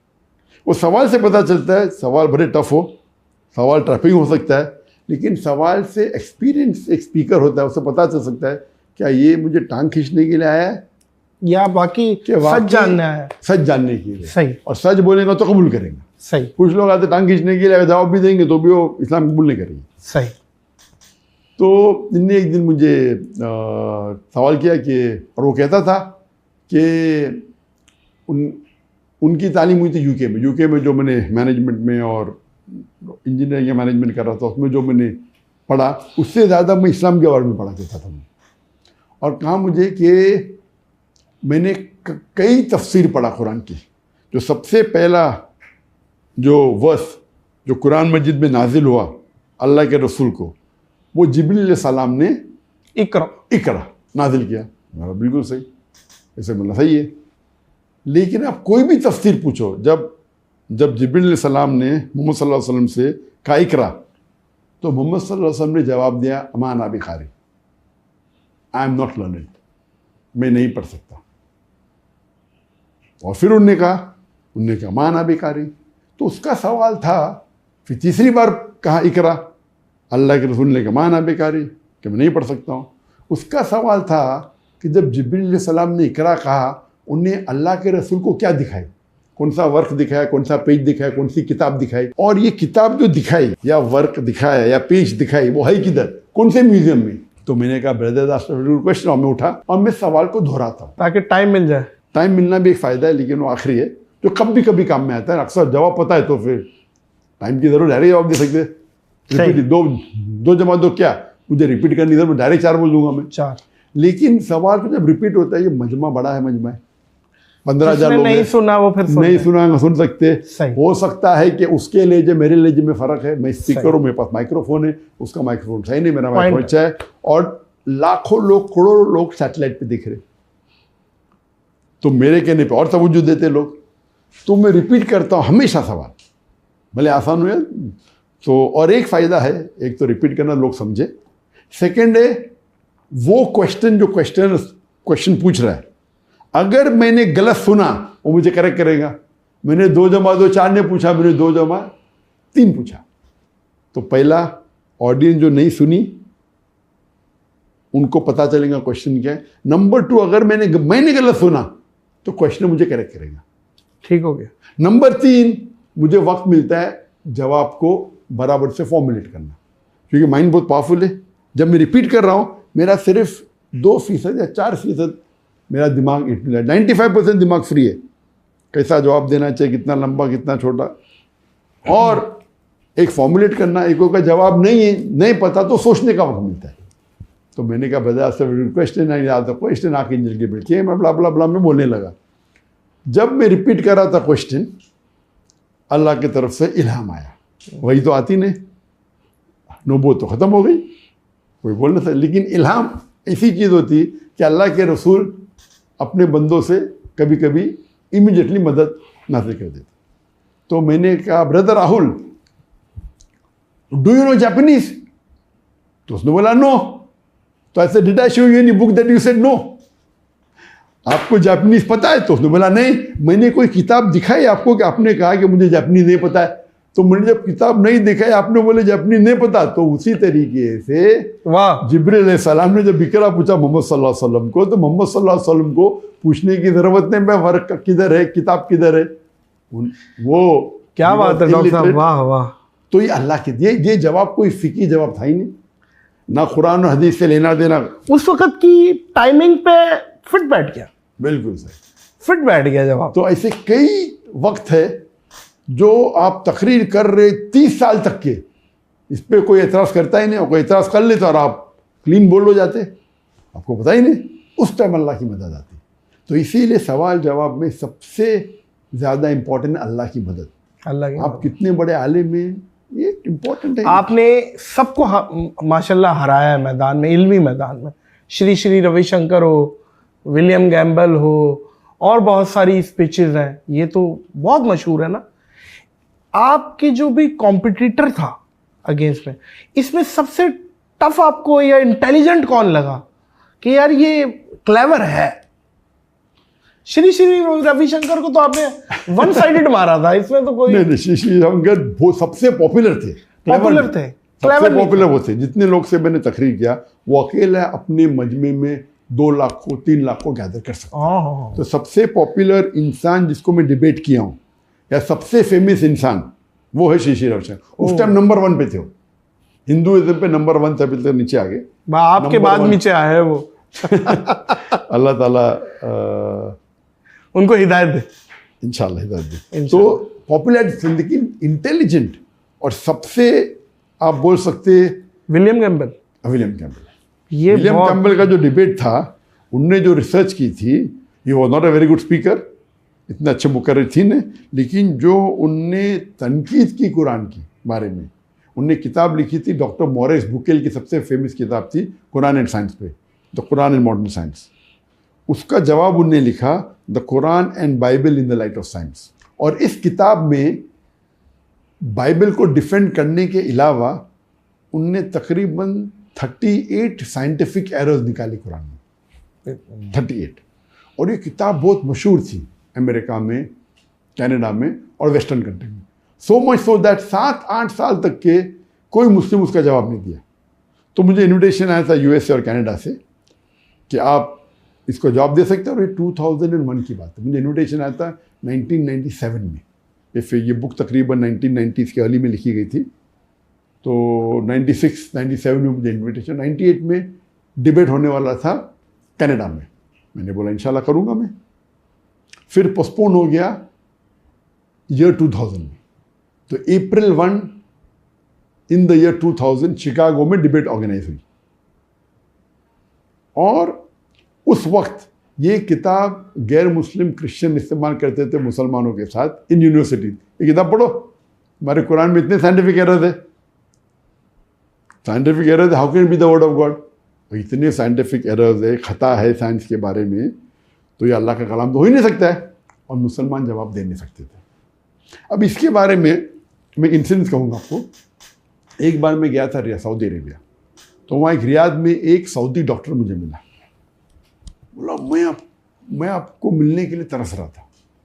बोला मेरा मिजाज ऐसा है कि मैं दीदात का फ़ैन था, लेकिन कभी भी शेख दीदात के वीडियो डिबेट एक साथ में देख ही नहीं पाता था। मैं आधे घंटे से ज़्यादा देख ही नहीं सकता।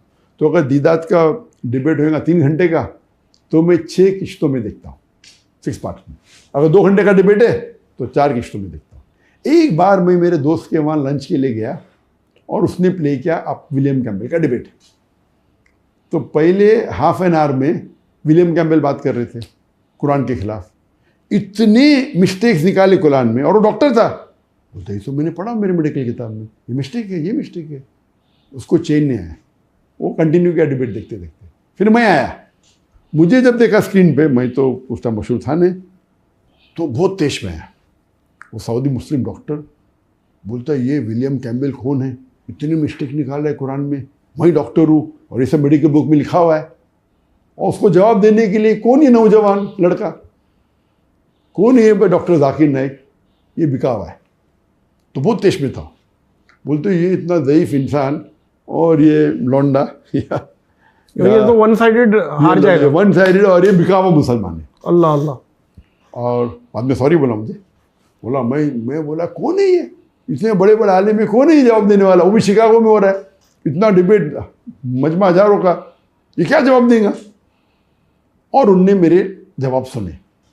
उसके बाद इतना मुतासिर हुए जो मुझे जाकिर नाइक से मिलना है। वाह। तो उसका मतलब ये मैं कहना चाहता हूँ कि विलियम कैम्पबेल का जो लेक्चर था, एक मुसलमान सऊदी, और सऊदी तौहीद पे होता है, डॉक्टर, मेडिकल डॉक्टर, वो कह रहा है कि इसका जवाब मेरे पास ही नहीं। एक आम मुसलमान या बहुत से मुसलमान समझते नहीं, बोलते अरे बकवास कह रहा है। हम मुसलमान हैं, हम तो मानते हैं भाई कुरान में तो खता हो नहीं सकती, क्योंकि हमारा ईमान है।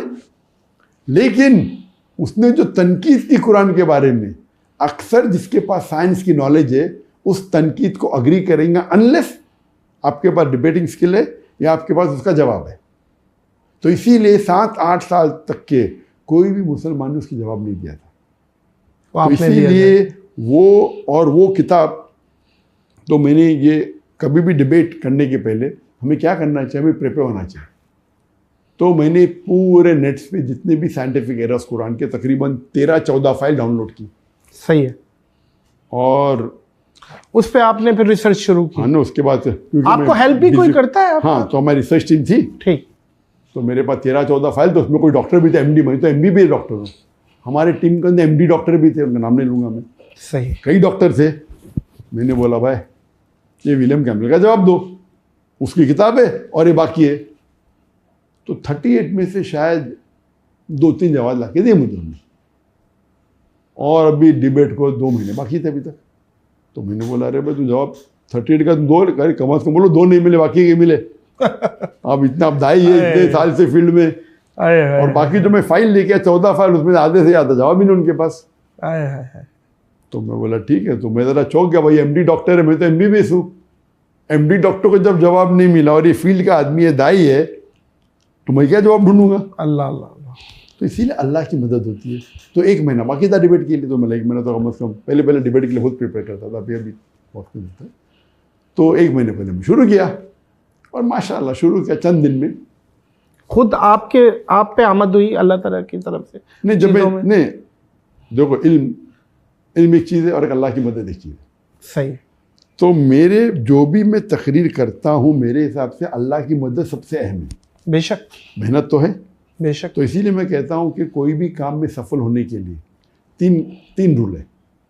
नंबर, चाहे दावती काम हो, चाहे बिजनेस हो, नंबर 1 रूल अल्लाह ताला कहते हैं सूरह इमरान में, सूरह नंबर 3 आयत नंबर 160 में, कि if Allah helps you none can overcome you, if Allah forsakes you who is there then you can help you, so let the believers put their trust in Allah। यानी अल्लाह अगर आपकी मदद करेगा तो आपको कोई भी शिकस्त नहीं कर सकता, नहीं कर सकता। लेकिन अल्लाह अगर आपको छोड़ देगा तो कोई भी आपकी मदद नहीं कर सकता। इसीलिए या मोमिनो, ए मोमिन, अल्लाह पे भरोसा रहो। तो आप कितनी भी बड़े माहिर हो, कोई भी फन के, अल्लाह के बिना या ज़ीरो। तो वो सवालात कैसे फिर वो आपके जहन में है? जी हाँ। तो पहला ये सेकेंड फॉर्मूला है, अल्लाह ताला फरमाते हैं सूरह अनकबूत में, सूरह नंबर 29 आयत नंबर 69 में, अगर आप अल्लाह के राह में जिहाद करेंगे, जिद्दोजहद करेंगे, तो अल्लाह ताला आपके रास्ते खोल देगा। तो जिद्दोजहद करना इंपॉर्टेंट है, ये नंबर 2 है। जिद्दोजहद करो, पहला अल्लाह पे भरोसा करो, अल्लाह की मदद हासिल करो, सेकंड जिद्दोजहद करो। और अगर आप जिद्दोजहद करते आपको सफलता नहीं मिलती, तो अल्लाह को दोषी मत ठहराओ, आपका जिद्दोजहद सही नहीं है। सही है। क्योंकि अल्लाह ताला का वादा है, आप जिद्दोजहद करेंगे अल्लाह ताला रास्ते खोलेगा। अगर रास्ते नहीं खोल रहे तो आप पे गिल्टी है। सही। आप समझ रहे आप जिद्दोजहद कर रहे लेकिन नहीं कर रहे, तो नंबर 2 हो गया। नंबर 3 सूरह नहल, सूरह नंबर 16 आयत नंबर 43, और सूरह अंबिया सूरह नंबर 21 आयत नंबर 7 में अल्लाह ताला फरमाते फसअलू अहल ज़िक्री इन कुंतुम ला तालमून। अगर आप नहीं जानते उससे पूछो जो वो फ़न का माहिर है, अहले ज़िक्र से। तो अगर आप साइंस के बारे में जानना चाहते हैं साइंटिस्ट को पूछो, फ़िक़्ह के बारे में जानना चाहते हो फ़क़ीह को पूछो। तो आस्क एन एक्सपर्ट, चाहे वो एक्सपर्ट नॉन मुस्लिम हो। तो नंबर 1 अल्लाह की मदद। अल्लाह की मदद हासिल करने के लिए आपको जो भी अल्लाह के अहकामात है कुरान में उसमें करना चाहिए, उसके बाद जिद्दोजहद करना चाहिए, उसके बाद एक्सपर्ट को पूछना चाहिए। तो जब मैंने ये क्वेश्चंस पढ़ा और तहकीक करने लगा, तो अल्हम्दुलिल्लाह चंद दिनों में मुझे जवाब मिल गया। लेकिन फिर वो जो 14 फाइल मैंने डाउनलोड किया था, क्योंकि मुझे तो टॉपिक है Quran and the Bible in the light of science. Topic is not William Campbell's book. अगर विलियम कैम्पबेल की बुक की टॉपिक होती थी तो ख़त्म, मैंने पूरी बुक पढ़ लिया, उसका जवाब है, तो प्रॉब्लम ही नहीं, वो कुछ भी पूछ सकता है, वो नई चीज़ लेके आ सकता है इंटरनेट से। और आज की तारीख में जब से इंटरनेट शुरू हुआ 1990s के एंडिंग के बाद, इस्लाम को अटैक करना बहुत आसान हो गया। आप जाओ कोई भी वेबसाइट के ऊपर, एंटी इस्लामिक वेबसाइट पे डाउनलोड करो, आपको सैकड़ों अटैक्स मिलेंगे। चाहे कुरान के अंदर अरबी गलतियाँ निकालेंगे, है तो नहीं अल्हम्दुलिल्लाह, साइंटिफिक गलतियाँ निकलेंगी, कॉन्ट्रडिक्शन दिखेंगे। अगर आपको डिबेटिंग का फंड नहीं है तो आप जवाब ही नहीं दे पाएंगे। आप बहुत बड़ा आलिम होंगे, लेकिन डिबेटिंग अलग फन है। सही है, एग्री। तो डिबेटिंग के लिए इल्म की ज़रूरी है, लेकिन more important is that you should know how to have debating skills. तो जहाँ तक ये विलियम कैम्बल की किताब का सवाल था, वो तो अल्हम्दुलिल्लाह 4-5 दिन में प्रॉब्लम सॉल्व हो गया। लेकिन वो जो 14 फाइल डाउनलोड किया था मैंने अटैकिंग इस्लाम, उसके आंसर ढूंढने में तो वक्त लग गया। माशाअल्लाह विलियम कैम्बल ने अपने बुक के बाहर एक कदम रखा नहीं, वो समझा बुक उसकी अल्टीमेट थी। 8 साल तक कोई जवाब नहीं दिया, ये आके क्या जवाब देंगे, तो मेरा तो जवाब तो पूरा तैयार था। माशाअल्लाह। वक्त की किल्लत थी, तो वक्त की किल्लत तो डिसाइड डॉक्टर साहब कि कौन जीता, ये आवाम कर रही होती है, आवाम देखने वाला, तालियां देखने वाले, देखने वाला कि भाई ये है। तो उनके तरफ से एक चेयरमैन था, हमारी तरफ से एक चेयरमैन था। ऐसा तो नहीं है कि क्रिश्चियनिटी ने बोला हो कि विलियम कैम्बल जीता? मुझे लगता नहीं कोई बोल सकता, खुद ही जब शिकस्त मान ली स्टेज अच्छा, में, खुद मान ली, खुद ही उन्होंने मान ली। बोले डॉक्टर साहब का लेक्चर सुनने के बाद मुझे बाइबल वापस से पढ़ने पड़ेगा। उसका जो गोरा चेहरा लाल हो गया था, ये शिकस्त है। तो उसने तो शिकस्त मान ली। 100%। तो कोई ऑडियंस में अगर बोला फिर भी विलियम कैम्बल जीता, तो वो बेवकूफ इंसान। हाँ नहीं, ये तो फिर क्लियर हो तो गई। एक होता है नॉकआउट पंच, नॉकआउट पंच, एक होता है विनिंग विद पॉइंट्स, एक होता है यूनानिमस डिसीजन, एक होता है नॉकआउट पंच। तो ये डिबेट तो एक होता है उल्टा करके मिर्चों की धुनी देना। आपने वो किया है। तो काफी लोग को ये बोले, अरे डॉक्टर साहब ने क्या ना बेचारे को, वो ज़ईफ इंसान को बहुत मारा। तो मैं बोला, अरे ज़ईफ इंसान तो इस्लाम के खिलाफ, तो ऐसे कमेंट सुनने मिले, अरे जरा तो लिहाज करना था। नहीं, लिहाज करना था। 8 साल तक के PhD मिले उसको, अरबी जबान जानता था। ओ, आप समझे ना? जी जी। तो लेकिन वो देखेंगे आप चेहरा उसका, गोरा चेहरा एकदम, स्टार्टिंग में तो आ गया एकदम, मुंह लटक गया उसका, एकदम लाल हो गया। आप देखेंगे डिफरेंस ना, तो अल्हम्दुलिल्लाह अल्लाह। उसी तरीके से आप देखेंगे जब नॉनवेज डिबेट में इंडियन वेजिटेरियन कांग्रेस का प्रेसिडेंट जवेरी, अच्छा, बोलता है have to go, have an appointment. अरे डिबेट चल रहा है, प्लानिंग हो गई, तुमने मुझे चैलेंज किया, टाइमिंग फर्स्ट दे, अभी डिबेट खत्म ना, मुझे जाने का मेरा अपॉइंटमेंट है, अभी क्या हो सकता है इसका, भागना। तो ये तो एकदम डिबेट है, वो मुझे चैलेंज कर रहा है। बोलता मैं मेरे ऑडियंस लेवल, क्या हुआ है, ये टाइमिंग सेट हो गई पूरी, अभी बाकी 1 घंटा, बोलते अपॉइंटमेंट है। और उसका चेयर, हर डिबेट में 2 चेयरमैन होते हैं, उसके तरफ से मेरी तरफ से। तो उसका चेयरमैन जो था एक सुप्रीम कोर्ट का लॉयर था, सुप्रीम कोर्ट का लॉयर। तो डिबेट के बाद मैं उनको फ़ोन किया, हो गई, दोस्ती हो गई थी। तो क्या मुझे बोलता है उनका, doctor Zakir, your first sentence of your lecture when you said that if you prove an apple is better than an mango, it doesn't mean apple is prohibited, you slaughtered him, you won the debate in 1 sentence. Debate का topic था, is non veg food prohibited और permitted. ये नहीं था कि non veg better है का veg better है, टॉपिक था इज नॉन वेज प्रोहिबिटेड और प्रोहिबिटेड। तो वो पूरे डिबेट में प्रूव करा vegetarian is better, vegetarian is better. और टॉपिक ये नहीं था विच इज बेटर, टॉपिक था is non veg prohibited for a human being. तो मैंने शुरू किया कि if you prove apple is better than a mango, that doesn't mean that mango is prohibited. तो वो लॉयर, उसका लॉयर, उसने कहा यही एक जुमला खत्म कर दिया। मैंने बोला 1 sentence I one the debate. Yes, but फिर भी मैं टाइम तो है भाई, फिर अपन ये नॉकआउट पॉइंट दे रहे थे, पूरी खाल उतारनी है। डॉक्टर साहब, माँ को अपनी सारी औलादें अच्छी लगती है, आपकी ऑल टाइम फेवरेट स्पीच जितनी भी हुई है, उसमें अगर आपसे मैं पूछूं कि आपकी फेवरेट स्पीच एक बता दें कि यार ये फेवरेट है, वो कौन सी फेवरेट स्पीच? मेरी स्पीच? यस, आपकी जितनी भी। एक डिबेट के अंदर, डिबेट में देखिए तो जो यूनिक होता है, विलियम कैम्बल और श्री रविशंकर, ये दो डिबेट के अंदर अपने अलग अलग लेवल के दो, इन terms of value, in terms of talk. Of course मेरा सबसे longest speech is the Quran God word, जो मलेशिया में थी, जो सबसे लॉन्गेस्ट प्रोग्राम था, 6.5 घंटे का कंटिन्यूस नॉन स्टॉप। अच्छा। 2.5 आवर्स का लेक्चर था, सबसे बड़ा लेक्चर मेरी जिंदगी पब्लिक में जो दिया मैंने, और क्वेश्चन आंसर 4 घंटे के ऊपर था। तो उसके अंदर of course it was a long speech and with variety थी। तो हर स्पीच के अलग अलग फ़ायदे हैं। तो डिबेट में जैसा मैंने कहा कि William camel and Shri Ravishankar की अपनी अपनी इंपॉर्टेंस है। बाद में स्पीच में अगर आप देखेंगे दावती मैदान में तो दावा डिस्ट्रक्शन है। दावती मैदान में मुसलमान को इंस्पायर करना कि दाई बनो, वो दावा डिस्ट्रक्शन है। लेकिन in terms of content wise एक स्पीच है concept of God in major world religion, जिसके अंदर मैंने जिक्र किया हिंदुइज्म का, क्रिश्चियनिटी का, जुडाइज्म का, सिखिज्म का, पारसीइज्म का। तो उसमें वैरायटी बहुत है, और उसमें तकरीबन मोर देन 150 to 175। एक सवाल और आ रहा है कि जितनी भी किताबें हैं डिफरेंट रिलीजन की, उनमें सबसे मुश्किल आपको कौन सी लगी कि यार ये मुश्किल है समझने में, या उनके जो भी रेफरेंसेस निकालने में कि यार ये डिफ़िकल्ट है? बाइबल है, यजुर्वेद है, भगवत गीता है, और डिफरेंट किताबें हैं, उनमें सबसे डिफिकल्ट का मतलब डिफरेंट लेवल्स होते हैं। सही है। अगर आप बोले difficult in the way of understanding completely, it is the Quran. Easiest and difficult दोनों। Easiest book to understand is the Quran, most difficult is Quran. बोलेंगे ऐसा कैसा? क्योंकि Quran is the most untranslatable book in the world.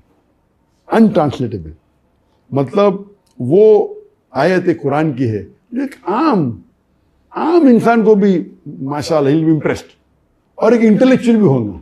तो एक कुरान की आयत के मल्टीपल मीनिंग्स है। वो एक ऐसी वाहिद किताब है कि आप जितने बार पढ़ेंगे उतने बार आप माने अच्छा पढ़ेंगे। पहली बार पढ़ेंगे पसंद आएंगे, दूसरी बार और पसंद आएंगे, तीसरी बार 100 बार। और तो बहुत डिफिकल्ट क्यों? जो किताब को आप 1-2 बार पढ़िए और आपको और इन्फॉर्मेशन नहीं मिलेंगे तो आप वापस पढ़ेंगे नहीं। उसका मतलब सबसे इजीएस्ट भी है, सबसे डिफिकल्ट भी। क्यों? आप 100 बार पढ़ो और इन्फॉर्मेशन मिलेंगे आपको। ऐसी कोई भी किताब दुनिया में ना आप 4 बार 5 बार पढ़ो, उसके बाद फायदा ही क्या पढ़ के? सही। कुरान एक ऐसी, इसलिए बोले डिफिकल्ट भी, इजीएस्ट भी, इंटेलेक्चुअल भी, फॉर अ लेमैन ऑल्सो। तो ये अल्लाह ताला is the author of the book, he knows the human being. बाकी सब किताब इज ह्यूमन वर्क। वो शुरू होगी स्टार्टिंग में there was a girl and boy, और पूरी स्टोरी टाइप होगी कंटिन्यूस, समझे? बचपन में हुआ, बड़ा हुआ, हीरो हीरोइन थी। Quran is the word of Allah सुब्हानहू व तआला। बेशक वो सेम स्टोरी 7 अलग बार दी गई है। हाँ, इब्लीस और आदम अलैहिस्सलाम की कभी बीच में आ जाएंगे। तो it is like a human mind how it works.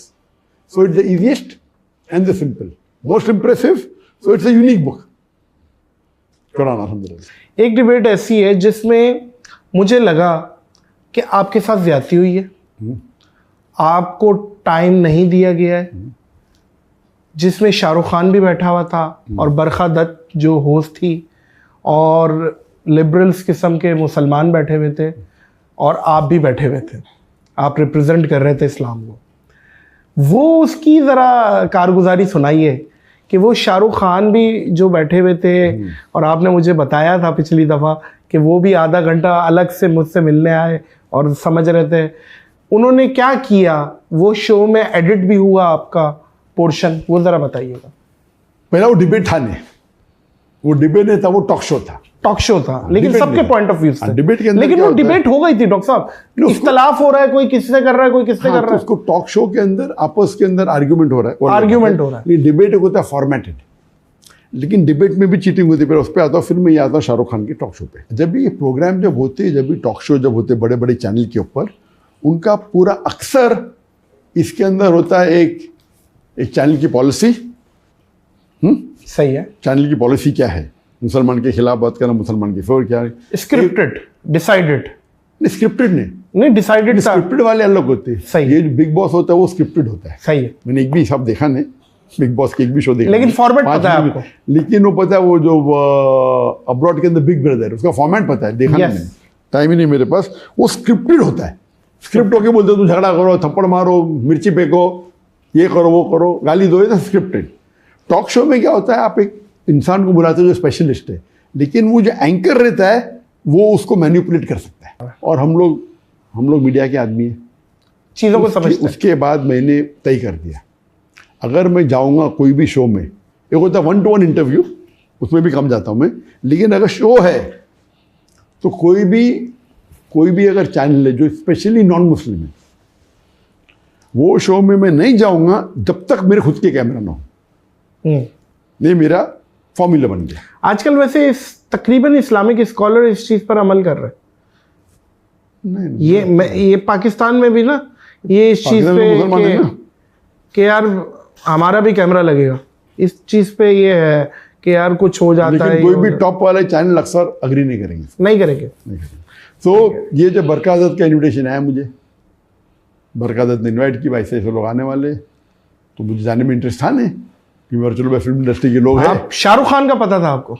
हाँ, शाहरुख सब पता, शाहरुख खान, सौ अली खान, कबीर बेडी आने वाले, तो मुझे पता था। तो लोगों ने बोला अच्छा मौका है दावत का पैगाम पेश करने। तो मैंने बोला अच्छा, मेरी एक शर्त है कि हमारे कैमरा भी आएंगे। आपके कितने कैमरा? तो बोले हमारे 5 कैमरे। बोले मेरे 7 कैमरे आएंगे। मैंने बोला उनके 5 या 6 थे, हमारे 7 या 8 थे। तो किधर ये होटल में हो रहा है? तो बोले नो प्रॉब्लम। बोले हमारे कैमरा क्रू आएंगी, जो टाइमिंग है आपको उसके 3 घंटा पहले आएंगी। अच्छा।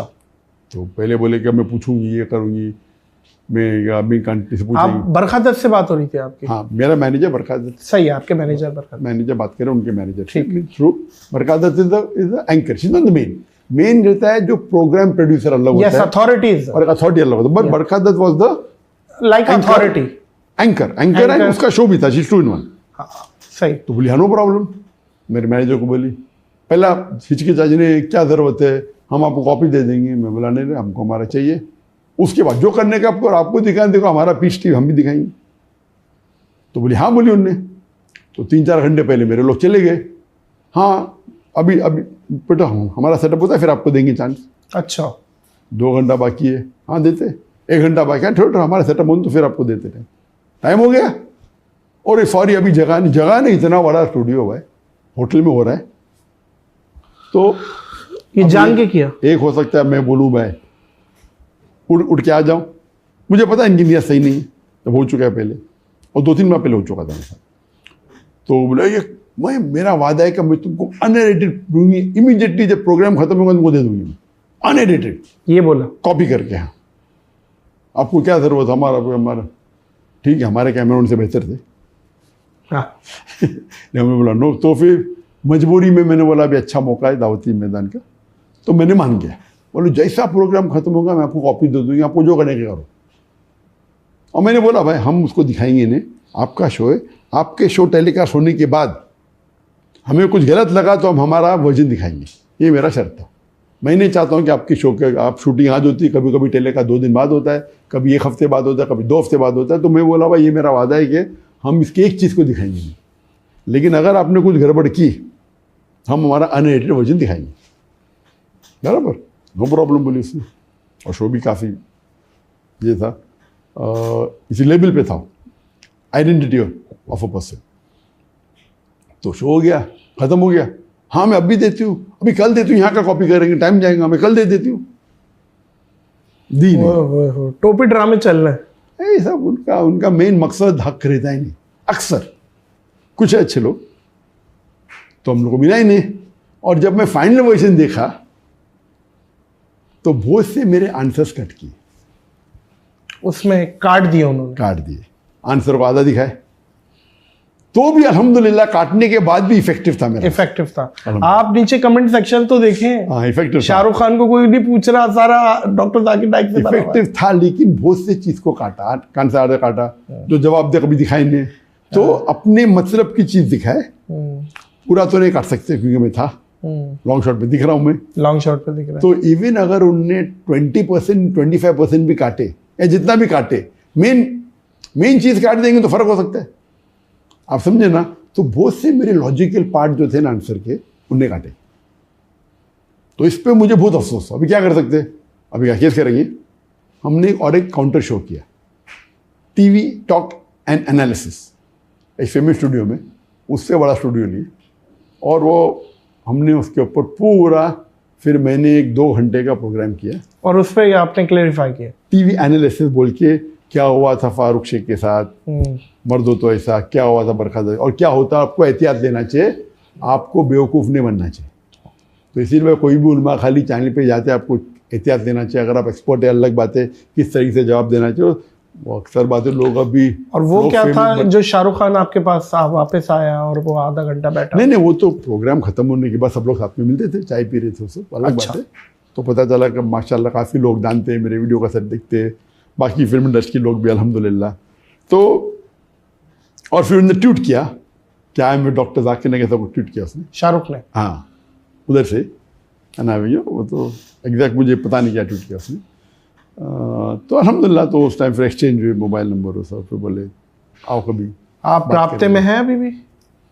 एक्चुअली नहीं, उसके बाद मेरा मुलाकात हुई थी एक दो बार, एयरपोर्ट के ऊपर का मुलाकात हुई थी उससे। कहाँ पे? एयरपोर्ट के ऊपर, एयरपोर्ट। किस जगह पे? आई थिंक बॉम्बे एयरपोर्ट पे। अच्छा, जब मैं जा रहा था वो आ रहा था। तो वो क्या बात करते हैं जब शाहरुख खान आपसे मिलते हैं, तो किस चीज़ पे बात करते हैं? नहीं, इस्लाम समझने पे बात करते हैं या कोई चीज़ क्यूरियोसिटी होती है कि समझा जाए? नहीं, उन्होंने मुझे एक चीज़ पूछी जो of the this on the show तो मैंने बात किया, ऑफ द शो उन्होंने मुझे पूछा कि अगर एक मुसलमान दाढ़ी नहीं रखता है, क्या इम्पोर्टेंट है दाढ़ी रखना, कि दाढ़ी रखने तो नहीं मुसलमान होता है, फिर मुसलमान होता है? तो मैं बोला डिपेंड आपको कितना मार्क्स चाहिए। अगर आपको एक एग्जामिनेशन में पास होना है वो अलग बात है, एक होता है कि आपको सेकेंड क्लास आना, एक फर्स्ट क्लास, एक डिस्टिंक्शन। सब अमाल में से तो सलाह सबसे इम्पोर्टेंट है, दाढ़ी ने, वो दाढ़ी भी इम्पोर्टेंट है, चारों हदीस में लिखा है। तो दाढ़ी नहीं रखे तो आप फेल है, तो जहन्नम में जाएंगे, ऐसा का नहीं, क्योंकि वो मेजर सिन नहीं है। लेकिन अगर आप स्कोर करना चाहते हैं 95 के ऊपर, तो ये सब पॉइंट इंपॉर्टेंट है। बोले अरे वाह वाह क्या जवाब है।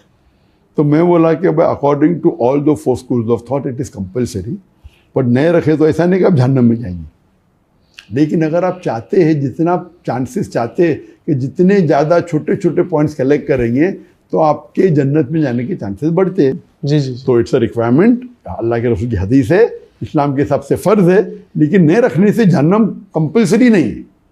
तो वो उसका समझ है। हाँ, तो बोला ठीक है, इसको पॉइंट्स मिलने पर डिपेंड होता है। हाँ क्या शिर्क है, मैं बोला शिर्क नंबर 1 शिर्क।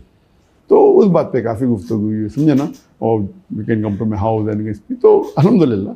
तो ऐसे मौके कई मिलते हैं जो फिल्म इंडस्ट्री से चाहे बात करने मिले या होता है, अल्हम्दुलिल्लाह।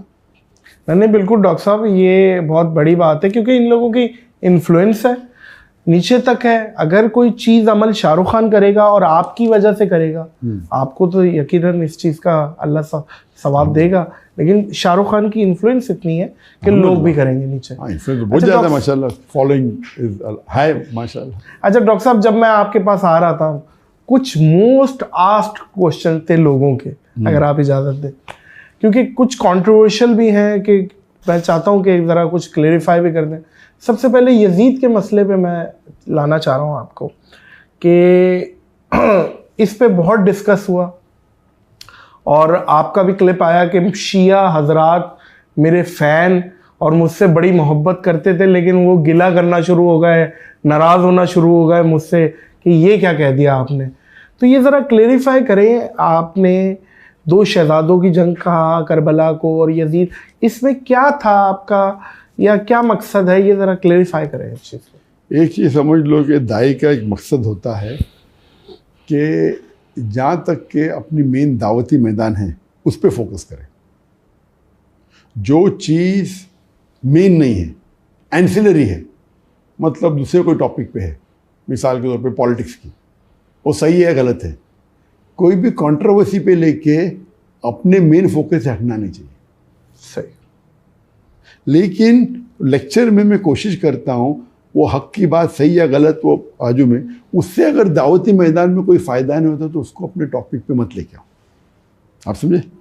वो टॉपिक पे जिस पे डिस्कस करके अपना मेन मुद्दा जो है दावती मैदान का, उससे नुकसान के ज़्यादा चांसेस है, तो उसको जिक्र ही नहीं करना चाहिए। आप समझे? ये रूल है। लेकिन उस वक्त क्वेश्चन आंसर पे कोई क्वेश्चन पूछ लेता है, वो एक तकरीर ख़त्म होने के बाद हमारे पीस कॉन्फ्रेंस में एक हिंदू ने कोई सवाल पूछा, और सवाल पूछते पूछते इस्लाम को प्रेस करने के तरीके में उसके बारे में कह दिया। तो ये जो कंट्रोवर्सी थी उसका जवाब तो पूरा मैंने मुकम्मल दे चुका है और कंट्रोवर्सी ख़त्म हो गई। अगर वन लाइनर इसको अब ये वापिस से लेके आएंगे, मैं जवाब फिर से दूंगा तो कुछ फायदा नहीं। इसका फायदा ये है जिससे नहीं, इसका फायदा क्या है? जी जी, इसका क्या फायदा क्या है?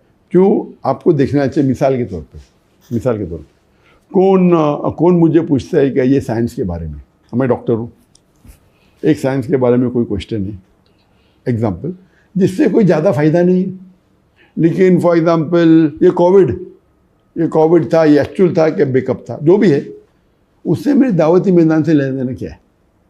एक ग्रुप मानती है Covid was planned by China, एक ग्रुप मानती है Covid was planned by USA, एक बोलती क्या ये नेचुरल फिनोमेना। तो जो मेरे दावती मैदान से, और मैं डॉक्टर हूँ और मैं जानता भी हूँ जवाब, मैं दे के मैं डिवाइड क्यों करूँ? तो ये हिकमत है। कुरान की आयत है सूरह नहल में सूरह नंबर 16 आयत नंबर 125, उदु इला सबील रब्बिका बिल हिकमा व मौइज़तिल हसना वजादिलहुम बिल्लती अहसन, invite all to the way of thy lord with wisdom and beautiful teaching and argue with them and reason with them in the ways the best most gracious. अभी ये मुद्दा आ गया, ये मुद्दा को पूरा जवाब दिया, हर एक को जवाब दिया, ये खत्म हो गया। अभी 2007 का काम था। हाँ, अभी आप पूछे 17 साल बाद, मैं बेवकूफ़ जवाब दूंगा आप इससे, आपको देखने का यूट्यूब पे मिल जाएंगे आपको, जरूरी का नादिर अली से सुने, सही मैं जवाब फिर से दे सकता हूँ। एग्री। ये बेवकूफ़ी है क्योंकि वो मुद्दा खत्म हो गया। अभी it is not at all dealing with anything of the main pillars of Islam. सही, अभी फिर से नई कॉन्ट्रोवर्सी, अभी बहुत से शिया मेरे फैन हैं, आप क्यों उनको मेरे से दूर लेके आना चाहते हैं? अल्लाह ना करे। मैं तो लोग क्या होता है, आपका शो ज़्यादा देखेंगे, मुझे मैं शो देखने में मुझे फिक्र ही नहीं, अल्लाह ने इतनी दिया है जी जी, मुझे फिक्र है कि आखिरत में कब मिलेगा। तो you as a Muslim also should see to it कि आप अगर शो कर रहे तो आपको सवाब कम ही ज़्यादा मिलेगा। अगर मुझे यहाँ मेरी व्यूअरशिप 1 मिलियन बढ़ जाएंगी लेकिन आखिरत के अंदर 1 मिलियन पॉइंट कम होंगे तो आप आखिरत की ज़्यादा फिक्र। बेशक वो देखिए, जवाब तो मैं दे सकता हूँ, मैं कितने डरता भी नहीं माशाल्लाह, बराबर ना, लेकिन ये it's a issue which is finish answered. मेरी नीयत यही थी डॉक्टर साहब कि इस चीज़ को आप कोई वन लाइनर जवाब दें तो मैं भी वो एक जरिया बनूँ आपका। और वन लाइनर जवाब है कि कुरान में शिया सुन्नी जैसा वर्ड ही नहीं है। कुरान की आयत है सूरह इमरान की सूरह नंबर 3 आयत नंबर 103, वातसिमू बिहब्लिल्लाहि जमीअन वला तफरकू, hold strongly to the rope of Allah and be not divided. Allah की रस्सी को मजबूती से पकड़ो और आपस में मत बंटो।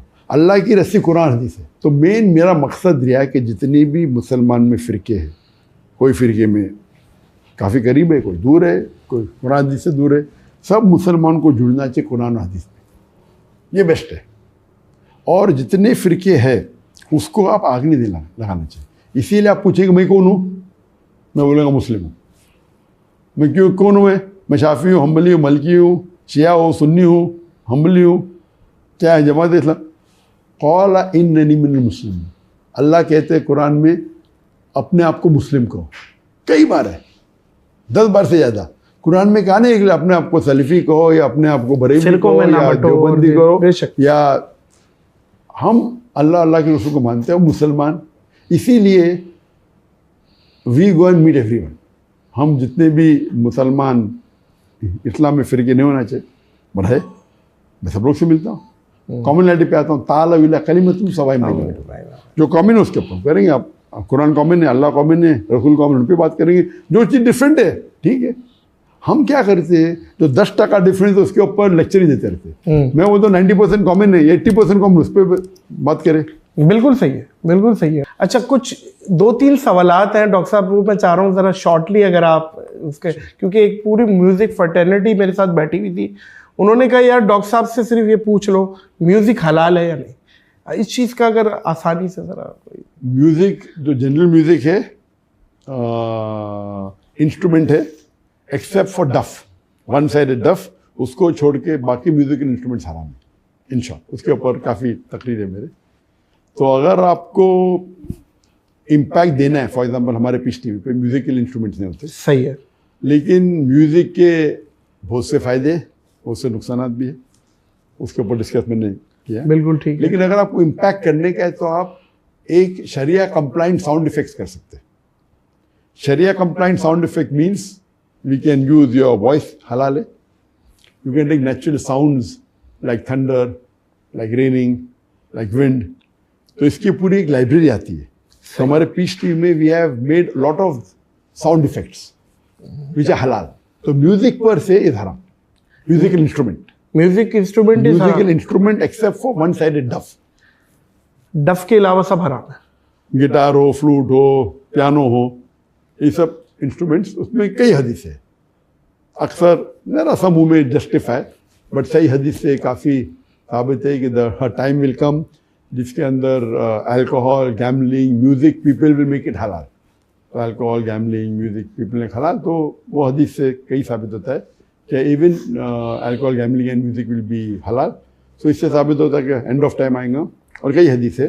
तो म्यूजिक पर से एक्सेप्ट फॉर वन साइडेड डफ, जो अल्लाह के रसूल ने कहा कि अगर ईद का मौका है या वेडिंग है उसमें कोई डफ प्ले करता है, सो नो प्रॉब्लम, अल्लाह के रसूल ने. अच्छा डॉक्टर साहब, आपकी खबीब से भी अभी मुलाकात हुई थी. किससे? Khabib boxer. हाँ जी हाँ. तो वो थोड़ा सा कुछ शेयर करेंगे, उसमें क्या बात हुई या उसने आपसे क्या बात की? खबीब नरवा का तो वो बॉक्सर ने वो UFC fighter, mix martial arts. अच्छा, मिक्स मार्शल आर्ट्स. बॉक्सर अलग होता है. सही है, सही. मिक्स मार्शल आर्ट्स अलग होता है. सही है. तो यूएफसी का फाइटर है. हाँ, अल्हम्दुलिल्लाह. वो रशिया से है, अल्हम्दुलिल्लाह.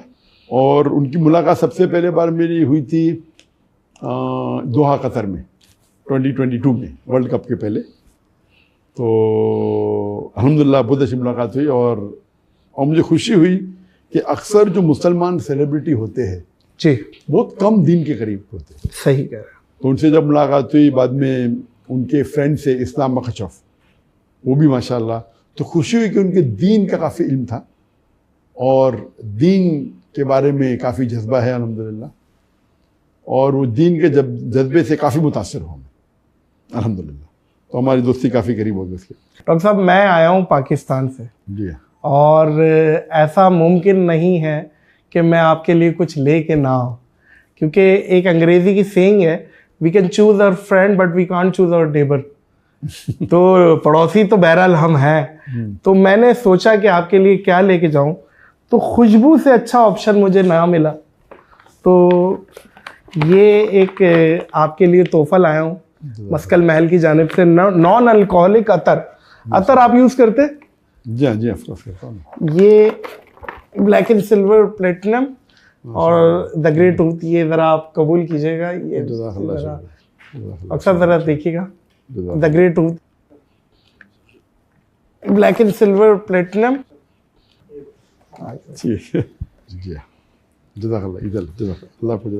बहुत शुक्रिया डॉक्टर साहब. आप वो शख्सियत है जिनसे बात ख़त्म पॉसिबल ही नहीं है कि हो जाए, लेकिन ज़ाहिर है एक वक्त है, आपका भी वक्त बहुत कीमती है. बहुत बहुत शुक्रिया. आपने इतने शॉर्ट नोटिस में, और फारिक का मैं ख़ुसूसी शुक्रिया अदा करूँगा कि उसने एक ब्रिज का किरदार अदा किया. और यहाँ पे मैं 2-3 लोगों का, अगर इफ़ यू अलाउ, मैं नाम लेना चाह रहा हूँ. एक तो मेरा बेस्ट फ्रेंड ज़ैन सिद्दीकी, जिन्होंने आपको तारुफ़ कराया पहली दफ़ा, और मैंने आपको देखा और आपको घोल के पी लिया. मतलब एक एक स्पीच हमें याद है, हम यूट्यूब पे, मतलब फिल्में नहीं देख रहे, हम आपकी पूरी स्पीचेस देख रहे हैं. अंदाज़ा लगाएं कि इतना ज़्यादा इंटरेस्ट पैदा हुआ. फिर उसके बाद खान जी वाले हैं जो यहाँ पे मलेशिया में होते रहते हैं, वो एक ब्रिज का किरदार अदा किया. फिर एक अरशद भाई हैं, उनके साथ उन्होंने किया. फिर फारिक ने तो एग्जीक्यूट ही करवा दिया. बहुत बहुत शुक्रिया आपके वक्त का, और hope to see you in Pakistan soon. इंशाल्लाह. अल्लाह पाक आपको